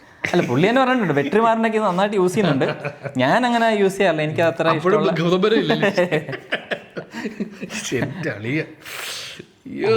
അപ്പൊ അങ്ങനെയുള്ള ഒരാളെ സംബന്ധിച്ച് ഇത്രയും വലിയൊരു സീക്വൻസ്, അതായത് ഇന്റർവ്യൂവിൽ പോയി നിൽക്കുന്ന മലയിൽ ഇന്റർവ്യൂവിൽ ചെയ്യേണ്ട മലയിൽ നിന്ന് ഇറങ്ങുക. അപ്പൊ ആ മല വരെ പിന്നെ ആ സീക്വൻസ് മറ്റേ ആ ഒരു ആവലാൻസ് ഇങ്ങനെ ഇടിഞ്ഞു വന്ന് ആ സെക്കൻഡ് ഹാഫ് തുടങ്ങിയ സീക്വൻസ് തന്നെ പുള്ളി വെടികൊണ്ട് കുത്തും കൊണ്ടൊക്കെ മേളിൽ നിന്ന് അത്രയും വലിയ മേളിൽ നിന്ന് പുള്ളി മരത്തെ തട്ടും അന്ന് ഇടിക്കുന്ന പറഞ്ഞാൽ നടുവൊക്കെ വന്നിങ്ങനെ ഇടിക്കുന്ന സീൻ നമ്മൾ കാണിക്കുന്നത്. അങ്ങനെ കാണിച്ച് പുള്ളി താഴെ വീണ്. അത് കഴിഞ്ഞ് പുള്ളി എഴുന്നേറ്റ്. ഞാൻ വിചാരിച്ചു അവിടെ നിന്ന് ആരെങ്കിലും നമ്മുടെ മറ്റേ സ്ഥിരം കാണുന്ന പോലെ ആരെങ്കിലും എടുത്തുകൊണ്ട്, കാരണം പുള്ളിക്ക് വയ്യല്ലോ, പുള്ളി തളർന്നു പോയി എന്നുള്ള ലൈൻ. ഇത് പുള്ളി അവിടെ നിന്ന് എഴുന്നേറ്റ് പോയി ഐസ് കൊണ്ട് മറ്റേ വയറ്റിൽ നിന്ന് കുത്തി ബുള്ളറ്റ് എടുത്ത് കളഞ്ഞ് പിന്നെ വടിയും കുത്തി പിടിച്ച് മറ്റേ സർവൈവ പാട്ട് വിട്ട് അജിത്ത് പണ്ട് വിവേകത്തിൽ പോയതുപോലെ പുള്ളി മല ഇങ്ങനെ കയറി പോകുമ്പോൾ പെട്ടെന്ന് ആവലാഞ്ച് വരും. മലയുടെ അപ്പുറം. അപ്പം നമ്മൾ ഇനി അത്രയും കൂടെ നടക്കാനുണ്ടല്ലോ എന്ന് വിചാരിക്കുമ്പോഴത്തേക്കും ഒരു ജോഗ്രാഫിക്കൽ കണക്ഷനും ഇല്ലാതെ ഒരു ആവലാഞ്ച് അവിടുന്ന് പൊക്കിയെടുത്തിട്ട് കറക്റ്റ് അതൊക്കെ റൈറ്റിങ്ങിൽ തന്നെ കട്ട് ചെയ്ത് കളയേണ്ടതാണ്. അതെ ആ പേപ്പർ അങ്ങനെ കീറിയിട്ട് ചവറ്റുകൊണ്ട ഇട്ടാണല്ലോ, ഒരു നഷ്ടമില്ല. പക്ഷെ പ്രശ്നം എന്താണെന്ന് വെച്ച് കഴിഞ്ഞാൽ ഇവരെല്ലാവരും, എനിക്ക് മനസ്സിലായതില്ലേ, ഇവരെല്ലാവരും സിനിമ അവർക്ക് പറ്റുന്ന പോലെ എല്ലാം അവർ എക്സ്പ്ലോർ ചെയ്ത് കഴിഞ്ഞിട്ടുണ്ട്. ഇനി അവർക്ക് പ്രത്യേകിച്ച് ഒന്നും തന്നെ ചെയ്യാനില്ല എന്നൊരു തോന്നലുള്ള പോലെ. അതായത് നമുക്കിത് ഫണ്ണായിക്കൂടെ, നമ്മളെന്തിനാ ഇത്ര ബുദ്ധിമുട്ടുന്നത്, നമ്മൾ നല്ല പടം നമ്മൾ നായകൻ ചെയ്തല്ലോ, നമുക്ക് എന്നും പറയാൻ നായകനുണ്ടല്ലോ, നമുക്ക് എന്തിനൊരു തക്ലീഫ്. ശരിക്കും മറ്റേ സാധനം ഏതറിയാം, ഇപ്പൊ പടം കാണാൻ പോയി നമ്മൾ ഇരിക്കുമ്പോൾ മറ്റേ പടത്തില് മറ്റേ ഇവരെല്ലാരും ഇത് പറഞ്ഞ മറ്റേ തഗ് ലൈഫ് എനിക്ക് തോന്നുന്നു ഇവരെല്ലാരും കൂടെ ഒരു സ്പൂഫ് എടുത്തതാണ് മനഃപൂർവ്വം. നമുക്ക് ഈ പടത്തിന്റെ മണി സാറിനെ വിളിച്ചിട്ട് ചോദിക്കും, സാർ ഇത് ശരിക്കും സ്പൂഫ് അല്ലേ സാർ? എനിക്ക് ഇഷ്ടപ്പെട്ടു, സ്പൂഫാണെങ്കിൽ ഞാൻ 100% ഒന്നുകൂടെ കാണും. കാരണം ഇവരുടെ പഴയ സിനിമകളുടെ സീനുകളോ ഇപ്പോൾ ഈ മറ്റേ മോണോക്രോം സീക്വൻസ് തന്നെ എനിക്ക് തോന്നുന്നു മറ്റേ ആ മണ്ണിടുന്നില്ല, എനിക്ക് തോന്നുന്നു ഇതിനു മുമ്പ് ഏതോ ഒരു പടത്തിൽ അതേ സീക്വൻസ് കണ്ടുണ്ടെന്ന് തോന്നി ഇവരുടെ. അപ്പം അതിനകത്ത് പോലും ഇപ്പം ഫേസ് DI ചെയ്തിട്ടുണ്ടെങ്കിലും ബോഡിയുടെ മൂവ്മെൻറ്റ്സും നടക്കുന്നൊക്കെ ഒരു പ്രായമായ മനുഷ്യൻ നടക്കുന്ന പോലെയാണ്. പിന്നെ ഈ കമലഹാസൻ അപ്പോൾ ആക്ച്വലി വലുതായി കഴിയുമ്പോൾ പ്രായമായിട്ടുള്ള ആളാണ്. അപ്പോൾ പിന്നെ ആ പ്രായത്തിൻ്റെതായിട്ടുള്ള രീതിയിൽ തന്നെയാണ് പുള്ളിയെ മൊത്തത്തിൽ ഹാൻഡിൽ ചെയ്തിരിക്കുന്നത്. സെക്കൻഡ് ഹാഫിൽ പുള്ളി ആയോധന കലകളൊക്കെ പഠിച്ചിട്ട് വന്നു എന്നാണ് പുള്ളി വോയിസ് ഓവർ പറയുന്നത്. പിന്നെ മറ്റേ കുങ്ഫുവാ, പിന്നെ ബോധിധർമ്മൻ. അപ്പോൾ ആ പടത്തിൽ ട്രോൾ ചെയ്യുന്ന പോലെ ജോയി ചോദിക്കുന്നുണ്ട്, ഇത് എവിടുന്ന് പഠിച്ചു, ബോധിധർമ്മൻ എടുത്ത് പഠിച്ചാണെന്ന്. അതെ, ആ ഫൈറ്റിൽ മാത്രമേ ഉള്ളൂ. പിന്നെ സിംബു എടുത്തിട്ട് അലക്കുമ്പോഴത്തേക്ക് തനി നാടൻ തെലുങ്ക് പടം. അതെ, പക്ഷേ എനിക്ക് പടത്തിൽ ഇൻട്രസ്റ്റിംഗ് ആയിട്ട് തോന്നിയ ഒരു ക്യാരക്ടർ സിംബുവിൻ്റെ ആണ്. അതെ, അത് ഇൻട്രസ്റ്റിംഗ് മാത്രമല്ല, സിംബുവിനെ ഇത്ര ലൗഡായിട്ട് ഇത്ര ലൗഡായിട്ട് സിംബുവിനെ യൂഷ്വലി കാണുന്നത് ഭയങ്കര ലൗഡായിട്ടാണ്. പുള്ളി മിക്ക പടത്തിലും പുള്ളി ഭയങ്കര ലൗഡായിട്ട് പുള്ളിയുടെ ക്യാരക്ടറിനൊരു ഞാൻ എന്ത്, അതായത് ഈ ക്യാരക്ടർ എങ്ങോട്ട് പോകും, എന്താണ് അതായത് പുള്ളിയുടെ മനസ്സിൽ എന്താണെന്ന് ശരിക്കും മനസ്സിലാകാൻ കുറച്ച് പാടുള്ള ഒരു ക്യാരക്ടറായിരുന്നു. അപ്പൊ അത് പുള്ളി ഇയാളെ ചതിക്കാൻ അല്ലെങ്കിൽ ഇവരെ കൊല്ലുന്ന സീക്വൻസ് വരുമ്പോൾ പോലും നമ്മളായിരിക്കും ഇവിടെ ഇവന്റെ മനസ്സിൽ പുള്ളി 100% ഞാൻ ഇയാളെ ഇപ്പൊ കൊല്ലും എന്നുള്ള തീരുമാനം പുള്ളിയുടെ മനസ്സിലില്ല. പക്ഷെ എന്നാ പുള്ളി അത് ചെയ്യാം എന്നുള്ള ലൈനിൽ അങ്ങനെ എന്തോ ഒരു പുള്ളിയെ മനസ്സിലാവാത്ത ഇമോഷണൽ ഡ്രൈവിന് സ്ട്രെങ്ത് ഇല്ലാത്തതുകൊണ്ടാണ്. കാരണം വർഷങ്ങൾക്ക് മുമ്പ് മരിച്ച അച്ഛൻ മരിക്കുമ്പോൾ പോലും പുള്ളിക്ക് അത്ര ഇമോഷണലി ഇമോഷണൽ ഇമ്പാക്ട് ഇല്ല. അത് എന്താണെന്നറിയത്തില്ല, ഇവിടെ ഒന്നും ഇമോഷണൽ ഇമ്പാക്റ്റിൽ കൊടുക്കേണ്ട. സിനിമ നമ്മളെ പഠിപ്പിക്കുന്ന കാര്യമുണ്ട്, അച്ഛനെ കൊന്നാൽ വില്ലനോട് മകൻ പ്രതികാരം ചെയ്യണം. അത് ഓക്കെ അല്ല, ഞാൻ പറഞ്ഞ മകൻ അച്ഛൻ മരിക്കുന്ന സീനില്ല, അത് മകൻ വളരെ കാഷ്വലായിട്ട് കമലഹാസനോട് സംസാരം മറ്റേ അടക്കം നടക്കുന്ന സമയത്തിലും പുള്ളിക്കാരൻ അറിയാതെ കമലഹാസനോട് ഭയങ്കര കൂളായിട്ട് ഭയങ്കര സ്റ്റബോണായിട്ട് സംസാരിക്കും. ആ ഏരിയയിൽ അത്ര ഇമോഷനേ ഉള്ളൂ. അപ്പൊ പിന്നെ പിന്നീട് അത് തിരിച്ചു വരുമെന്ന് നമ്മൾ പ്രതീക്ഷിക്കുന്നില്ല. അത് അങ്ങനെ സംഭവിക്കാമെങ്കിലും സിനിമയിൽ അങ്ങനെ സംഭവിക്കാം. അതെ, അതിനും സ്ട്രോങ്ങർ റീസൺ ആയിരുന്നു അവനെ സംശയിച്ചു എന്നുള്ളത്. ഈ റീസണേ വേണ്ടാന്ന് എനിക്ക് ഫീൽ ചെയ്തു. ഈ അച്ഛൻ്റെ ഈ സാധനം വീണ്ടും തിരിച്ചു കൊണ്ടുവരേണ്ട ആവശ്യമില്ല. അത് എവിടെയും ഇല്ല. അതിങ്ങനെ ചുമ്മാ വന്നിങ്ങനെ ഒരു അതെവിടെന്ന് പറയാം. അത് മറ്റേ പടമില്ലേ നായകനിലെ മറ്റേ ക്യാരക്ടർ, അതായത് നായകൻ ലാസ്റ്റ് കമലഹാസനെ കൊല്ലുന്നത് മറ്റേ പയ്യനാണ്, മറ്റേ ടിനു ആനന്ദിന്റെ ക്യാരക്ടർ. അതായത് പുള്ളിയുടെ അച്ഛനെ ചെറുപ്പത്തിൽ കമലഹാസൻ കൊല്ലുകയാണ്. അപ്പോൾ ഈ പയ്യൻ കുറച്ച് മറ്റേ ഓട്ടിസ്റ്റിക്കോ അങ്ങനെ എന്തോ ഒരു ഇതുണ്ടാവും, ഓട്ടിസ്റ്റിക് ആണെന്നോ മന്ദബുദ്ധി അങ്ങനെ എന്തോ ആണ്. അപ്പോൾ ആ പയ്യന് മെൻ്റൽ എന്തോ ഇൽനെസ് ഉള്ള. അപ്പോൾ ആ പയ്യൻ ആക്ച്വലി വളർന്ന പയ്യനെ ഇയാൾ ഇടയ്ക്കിടയ്ക്ക് പോയി കാണുകയും മീറ്റ് ചെയ്യുകയൊക്കെ ചെയ്യും. അപ്പം ഫൈനലി ക്ലൈമാക്സിൽ ഈ പയ്യൻ ഈ പഴയ സംഭവം അറിഞ്ഞിട്ട് പയ്യനെ കൊണ്ടാണ് ലാസ്റ്റ് ഇദ്ദേഹത്തെ കൊല്ലിക്കുന്നത്. അങ്ങനെ ആ ഒരു ട്രാക്കുണ്ട്. അപ്പോൾ അത് പടത്തിൽ ആ ആർക്ക് കംപ്ലീറ്റ് ആവുന്നില്ല. പടത്തിൻ്റെ സ്റ്റാർട്ടിങ്ങിൽ പുള്ളി കൊല്ലുന്ന ആൾ പുള്ളി ആദ്യം കൊല്ലുന്ന ക്യാരക്ടറാണെന്ന് തോന്നുന്നു, പോലീസുകാരൻ എന്തോ.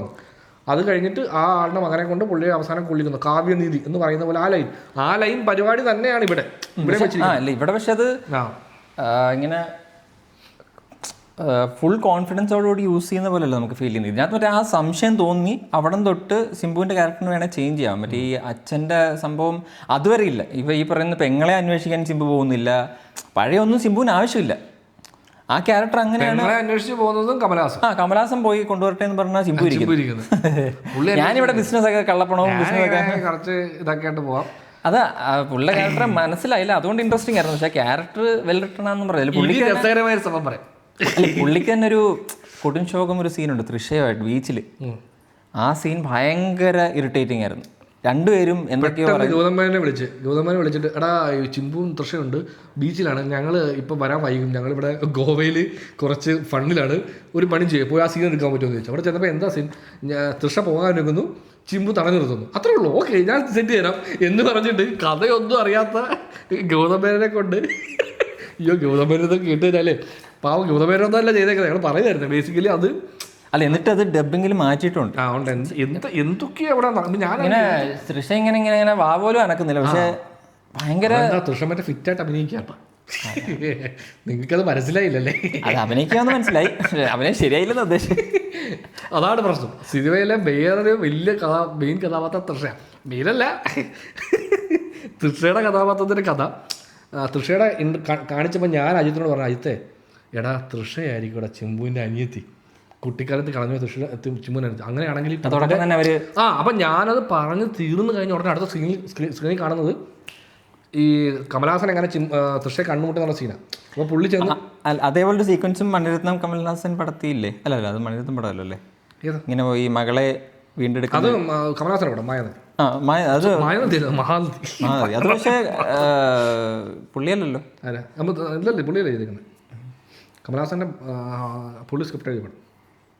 അപ്പം അതായത് ആ സീൻ കണ്ടു കഴിഞ്ഞപ്പോഴത്തേക്കും നമ്മുടെ ആ സംശയത്തിന് ഇതല്ല, അങ്ങനെ സംശയിക്കേണ്ട, തൃഷ ചിമ്പുവിൻ്റെ പെങ്ങളല്ല.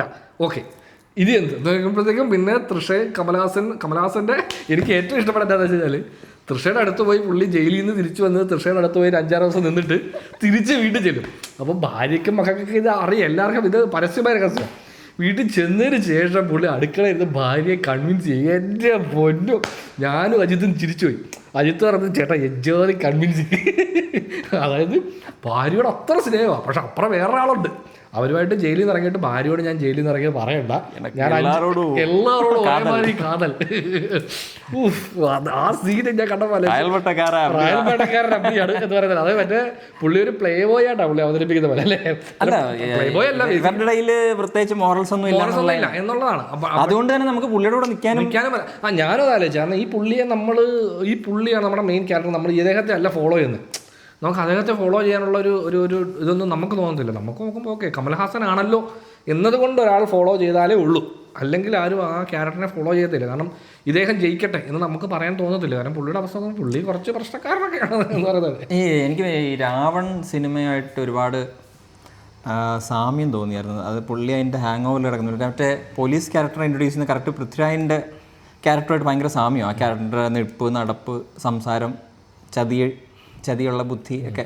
അതായത് 2 ഗാങ്സ്റ്റേഴ്സ് തമ്മിലടിക്കുമ്പോൾ പോലീസുകാർ ഇങ്ങനെ അവരെ തമ്മിൽ കൂട്ടി അടിപ്പിച്ചിട്ട് എല്ലാവരും ചത്തുപോകും. ഞാൻ ഒരു പരിധി വരെ വിചാരിച്ചത് തൃശ്ശയെ പുള്ളി യൂസ് ചെയ്യുമെന്ന്. ഇവരെ രണ്ടുപേരെയും. തൃശ്ശ മോളാണെന്ന് അല്ലേ? ഐ മീൻ മോൾ, MOLE മോൾ. അതായത് തൃശ്ശ ഇവർ. അതെ.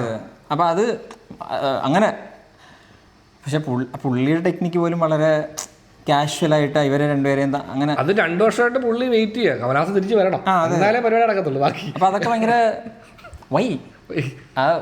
പിന്നെ പടത്തിലൊരു നമ്മുടെ ബാബുരാജ് മലയാളത്തിൽ ബാബുരാജ് 2 സീനിൽ അഭിനയിച്ചിട്ടുണ്ട്.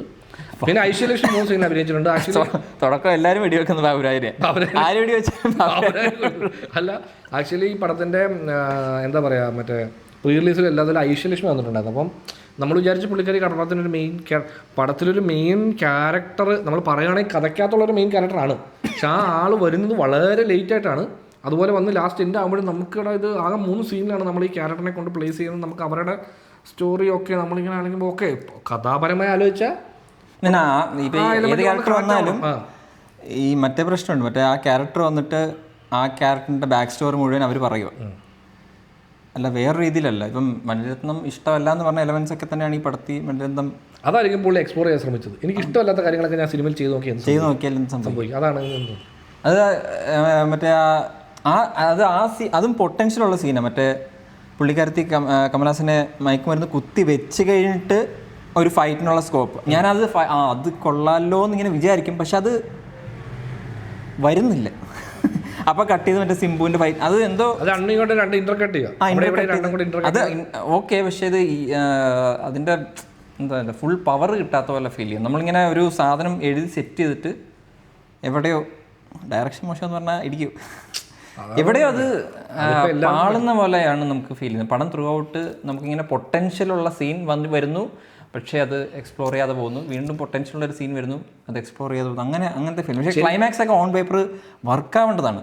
നല്ല ക്ലൈമാക്സ് ആണ് ആക്ച്വലി. പക്ഷെ അത് എനിക്ക് ആ സാധനം കണ്ടപ്പോൾ എനിക്ക് മനസ്സിലാക്കിയടാ ഇതായിരുന്നു ഇവരുടെ എൻഡിങ്. പക്ഷെ അതിലേക്ക് എത്തിയ വഴി ഭയങ്കര നമ്മളെ വേർപ്പിച്ച് നമുക്കൊട്ടും ഈ സംഭവം നടക്കുമ്പോൾ നമുക്ക് പ്രത്യേകിച്ച് നടന്നു പോട്ടെ എന്നുള്ള ലൈനിലാണ്. അല്ലാതെ അത് കുറച്ചുകൂടെ നമുക്ക് ഇവരെ ഏതെങ്കിലും ഒരു ക്യാരക്ടറോട് കുറച്ചുകൂടെ ബെറ്ററായിട്ട് കണക്ട് ആയിരുന്നാൽ നമുക്ക് ആ ക്ലൈമാക്സ് കുറച്ചുകൂടെ ബെറ്ററായിട്ട് വർക്കായി. അവിടെയും ഡയലോഗ് ഇല്ലായിരുന്നു, എനിക്കത് കുറെ കൂടെ വർക്കൗട്ടായി. മറ്റേ അമരനെ കാണത്തില്ലേ, അപ്പം ഇങ്ങനെ മറ്റേ അമര നീയ അങ്ങനെ ആ സാധനങ്ങളൊക്കെ ഇല്ലേ,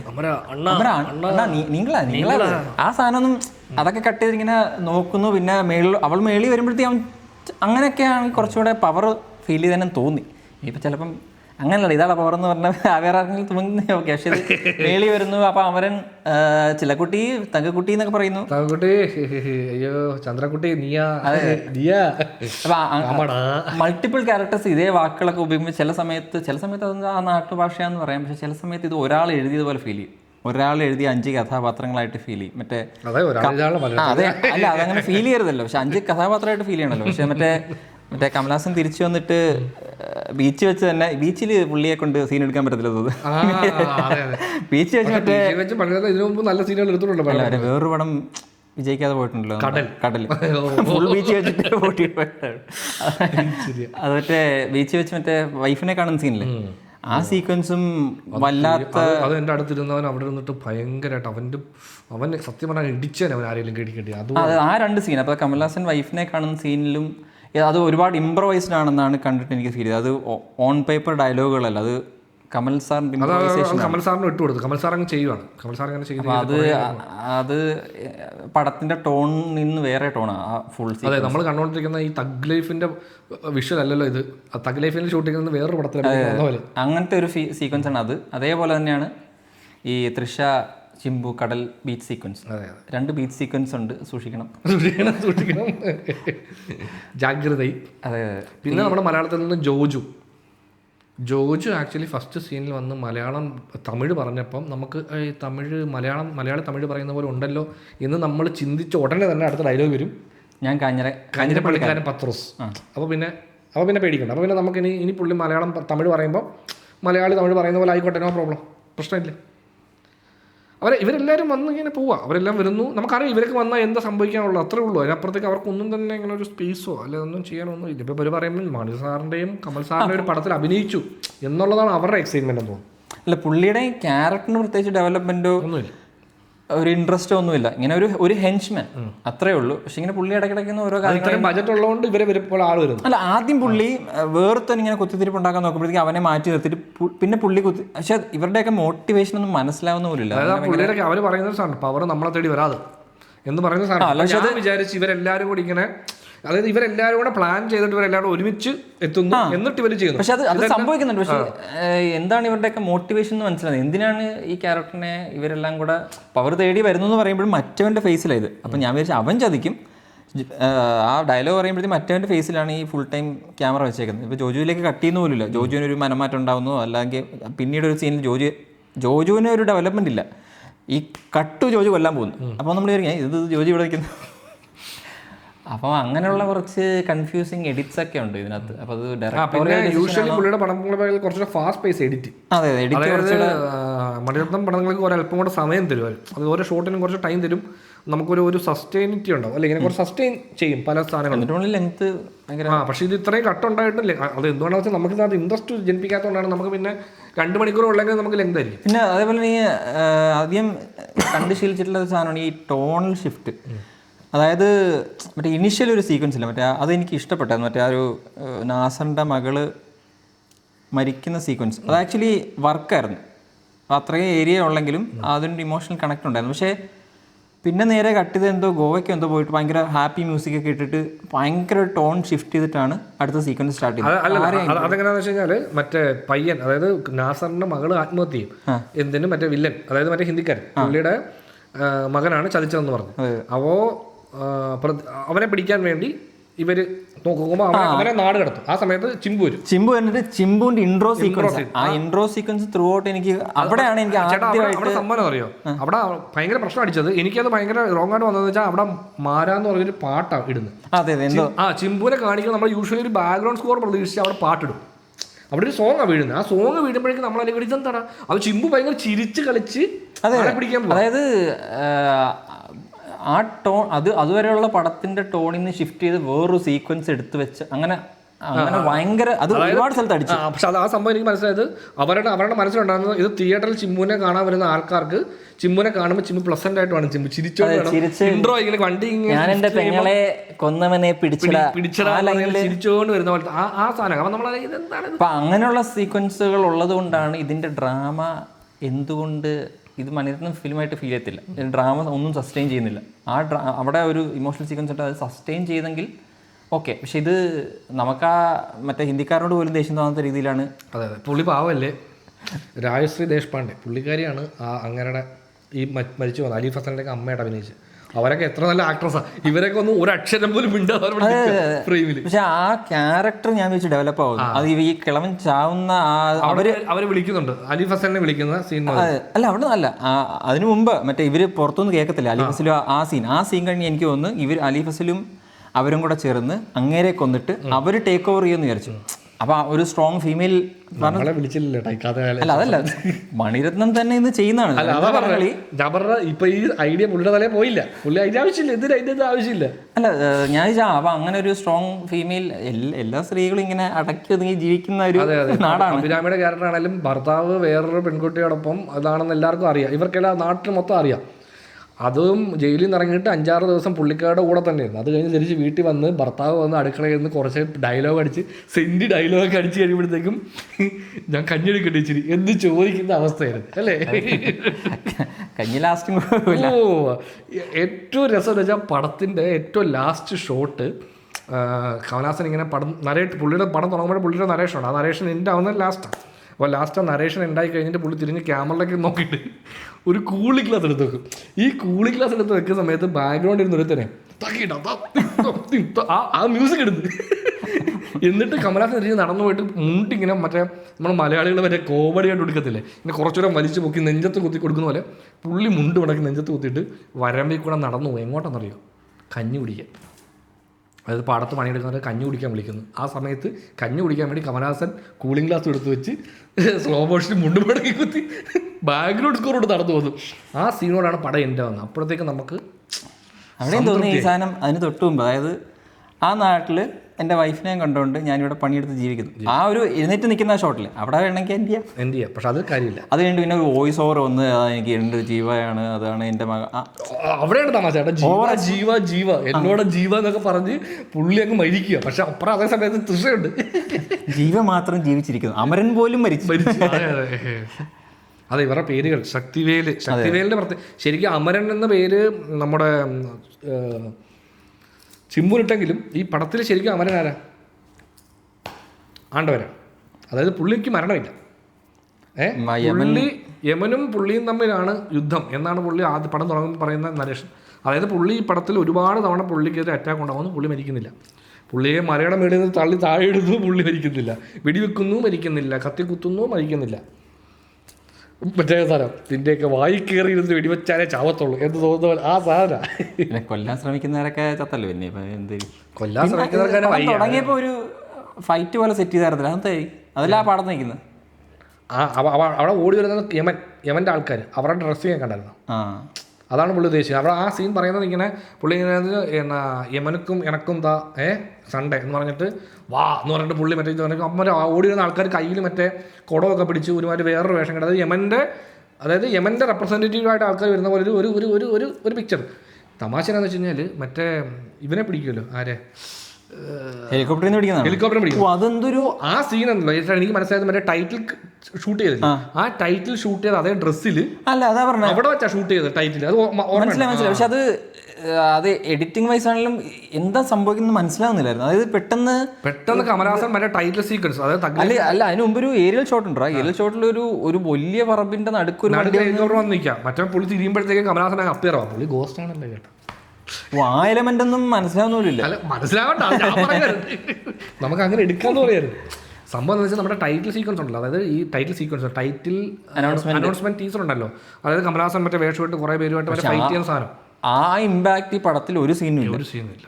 ഞാൻ പറയുകയായിരുന്നെങ്കിൽ ആ ഒരു സീൻ അതുപോലെ എടുത്ത് ഈ പടത്തിൽ എവിടെയെങ്കിലും വെച്ചിരുന്നെങ്കിൽ തന്നെ അതെങ്കിലും അത് നമ്മൾ തിയേറ്ററിൽ കണ്ടു എന്നൊരു സമാധാനത്തിൽ ഇറങ്ങിയവരായിരുന്നു. കറക്റ്റ് എനിക്ക് മനസ്സിലായി. ആ കോസ്റ്റ്യൂം ഇട്ട് ആ സെറ്റിങ്ങിൽ, അതായത് അതൊന്നും ഷൂട്ട് ചെയ്തിരിക്കുന്നത് ഇതുപോലൊരു മറ്റേ അത് ഷൂട്ട് ചെയ്തായിരിക്കും. കാരണം ആ വണ്ടി വന്നിരിക്കുമ്പോൾ ആ റോഡൊക്കെ VFX ആണ്. അതെ അവിടെ വെച്ചിട്ട് ഷൂട്ട് ചെയ്തേ കണ്ടാന്ന് തോന്നുന്നു ഈ ടൈറ്റിൽ സീൻ. അപ്പോൾ ആ ടൈറ്റിൽ സീൻ ഷൂട്ട് ചെയ്തതിൻ്റെ കൂട്ടത്തിൽ ബാക്കി എന്തെടുക്കുന്നത് ഇവിടെ വെച്ച് ഒരാളെ തട്ടിയേക്കാം. എങ്ങനെ ചുമ്മാ സിമ്പിൾ. പിന്നെ മറ്റേ ജോജു പ്രതികാരം വീട്ടുന്ന സീനകത്ത് ഇരുട്ടത്ത് റെയിൽവേ സ്റ്റേഷനിൽ രണ്ടുപേരും കറപ്പിട്ട്, അപ്പോൾ അത് ആരെ ഇടിക്കുന്നതെന്ന് മനസ്സിലാവുന്നില്ലായിരുന്നു. ജോജു ആയിരിക്കും ഇടികൊള്ളുന്നത് നമ്മൾ ഊഹിക്കാം. കാരണം കമൽഹാസൻ ബോധിധർമ്മനാണല്ലോ. ബോധർമ്മയുടെ അടുത്തുനിന്ന് അടവും ചുവട്ടും പഠിച്ച് വന്നിരിക്കുകയാണ്. കറങ്ങിയൊക്കെ അടിക്കും, സമ്മർ സോൾട്ടൊക്കെ അടിക്കും പുള്ളി. സങ്കടമാണ്. അതെ, സങ്കടം എന്ന് പറഞ്ഞാൽ പെരിയ സങ്കടം. അതായത് രണ്ട് വലിയ ഇന്ത്യൻ സിനിമയിലെ തന്നെ രണ്ട് വലിയ മഹാരഥന്മാർ അല്ലേ, അവരൊന്നിച്ച് വർഷങ്ങൾക്ക് ശേഷം ഒന്നിച്ചൊരു സിനിമയാണ്. ഇത് ടച്ച് വിടുന്നൊന്നുമല്ല, കാരണം പുള്ളി ഭയങ്കരം പ്രോജക്റ്റുകളായ PS1 PS2 ഒക്കെ എടുത്ത് 10 ബുക്കുകൾ 2 സിനിമയൊക്കെ ആക്കിയിട്ട് പിന്നെ എന്തുകൊണ്ട് ഇങ്ങനെ, അത് പുള്ളിയുടെ തട്ടകമാണിത്, ഈ ഗ്യാങ്സ്റ്റർ ഡ്രാമ. ഗ്യാങ്സ്റ്റർ ഡ്രാമ അത് തന്നെ, അതൊരു ആക്ഷൻ. ഇതിൻ്റെ ട്രെയിലർ കാണുന്ന പോലെ ഇതൊരു ആക്ഷൻ പടമേ അല്ല, നിങ്ങൾ അങ്ങനെ ഇത് ഡ്രാമയാണ്. പക്ഷെ ആ ഡ്രാമയും നമുക്ക് ഡ്രാമയും ഇല്ല, ഡ്രാമയില്ല. ഇവർക്ക് ഈ പടം എങ്ങനെ എന്ത് ജോണറിൽ ഇവർക്ക് ഇത് പ്രസന്റ് ചെയ്യണമെന്ന് അറിയാത്ത പോലെ അല്ലേ. അവർ ചിലപ്പോൾ ഡൗട്ടർ ആയിരിക്കുകയാണ് ചേട്ടാ. ഒരുപാട് ക്ലാഷ് ഉണ്ടായിക്കാണും. അതായത് കമൽഹാസന്റെ ഒരുപാട് ഐഡിയാസിന് അത് പറയണം. അതായത് ഈ പടത്തിൻ്റെ കമൽഹാസൻ്റെ അമർ ഹേ എന്ന് പറഞ്ഞിട്ടൊരു സ്ക്രീൻ പ്ലേ മണിരത്നം കൊടുക്കുന്നു. ആ മണിരത്നം ആ സ്ക്രീൻ പ്ലേയിനകത്ത് നിന്ന് ഒരു എലമെൻ്റ് എടുക്കുന്നു. ആ ഒരു എലമെൻ്റ് എടുത്തിട്ട് ആ പടത്തിലെ അമർ എന്ന് പറഞ്ഞ ക്യാരക്ടറിൻ്റെ പേര് ചിമ്പുവിന് കൊടുക്കുന്നു.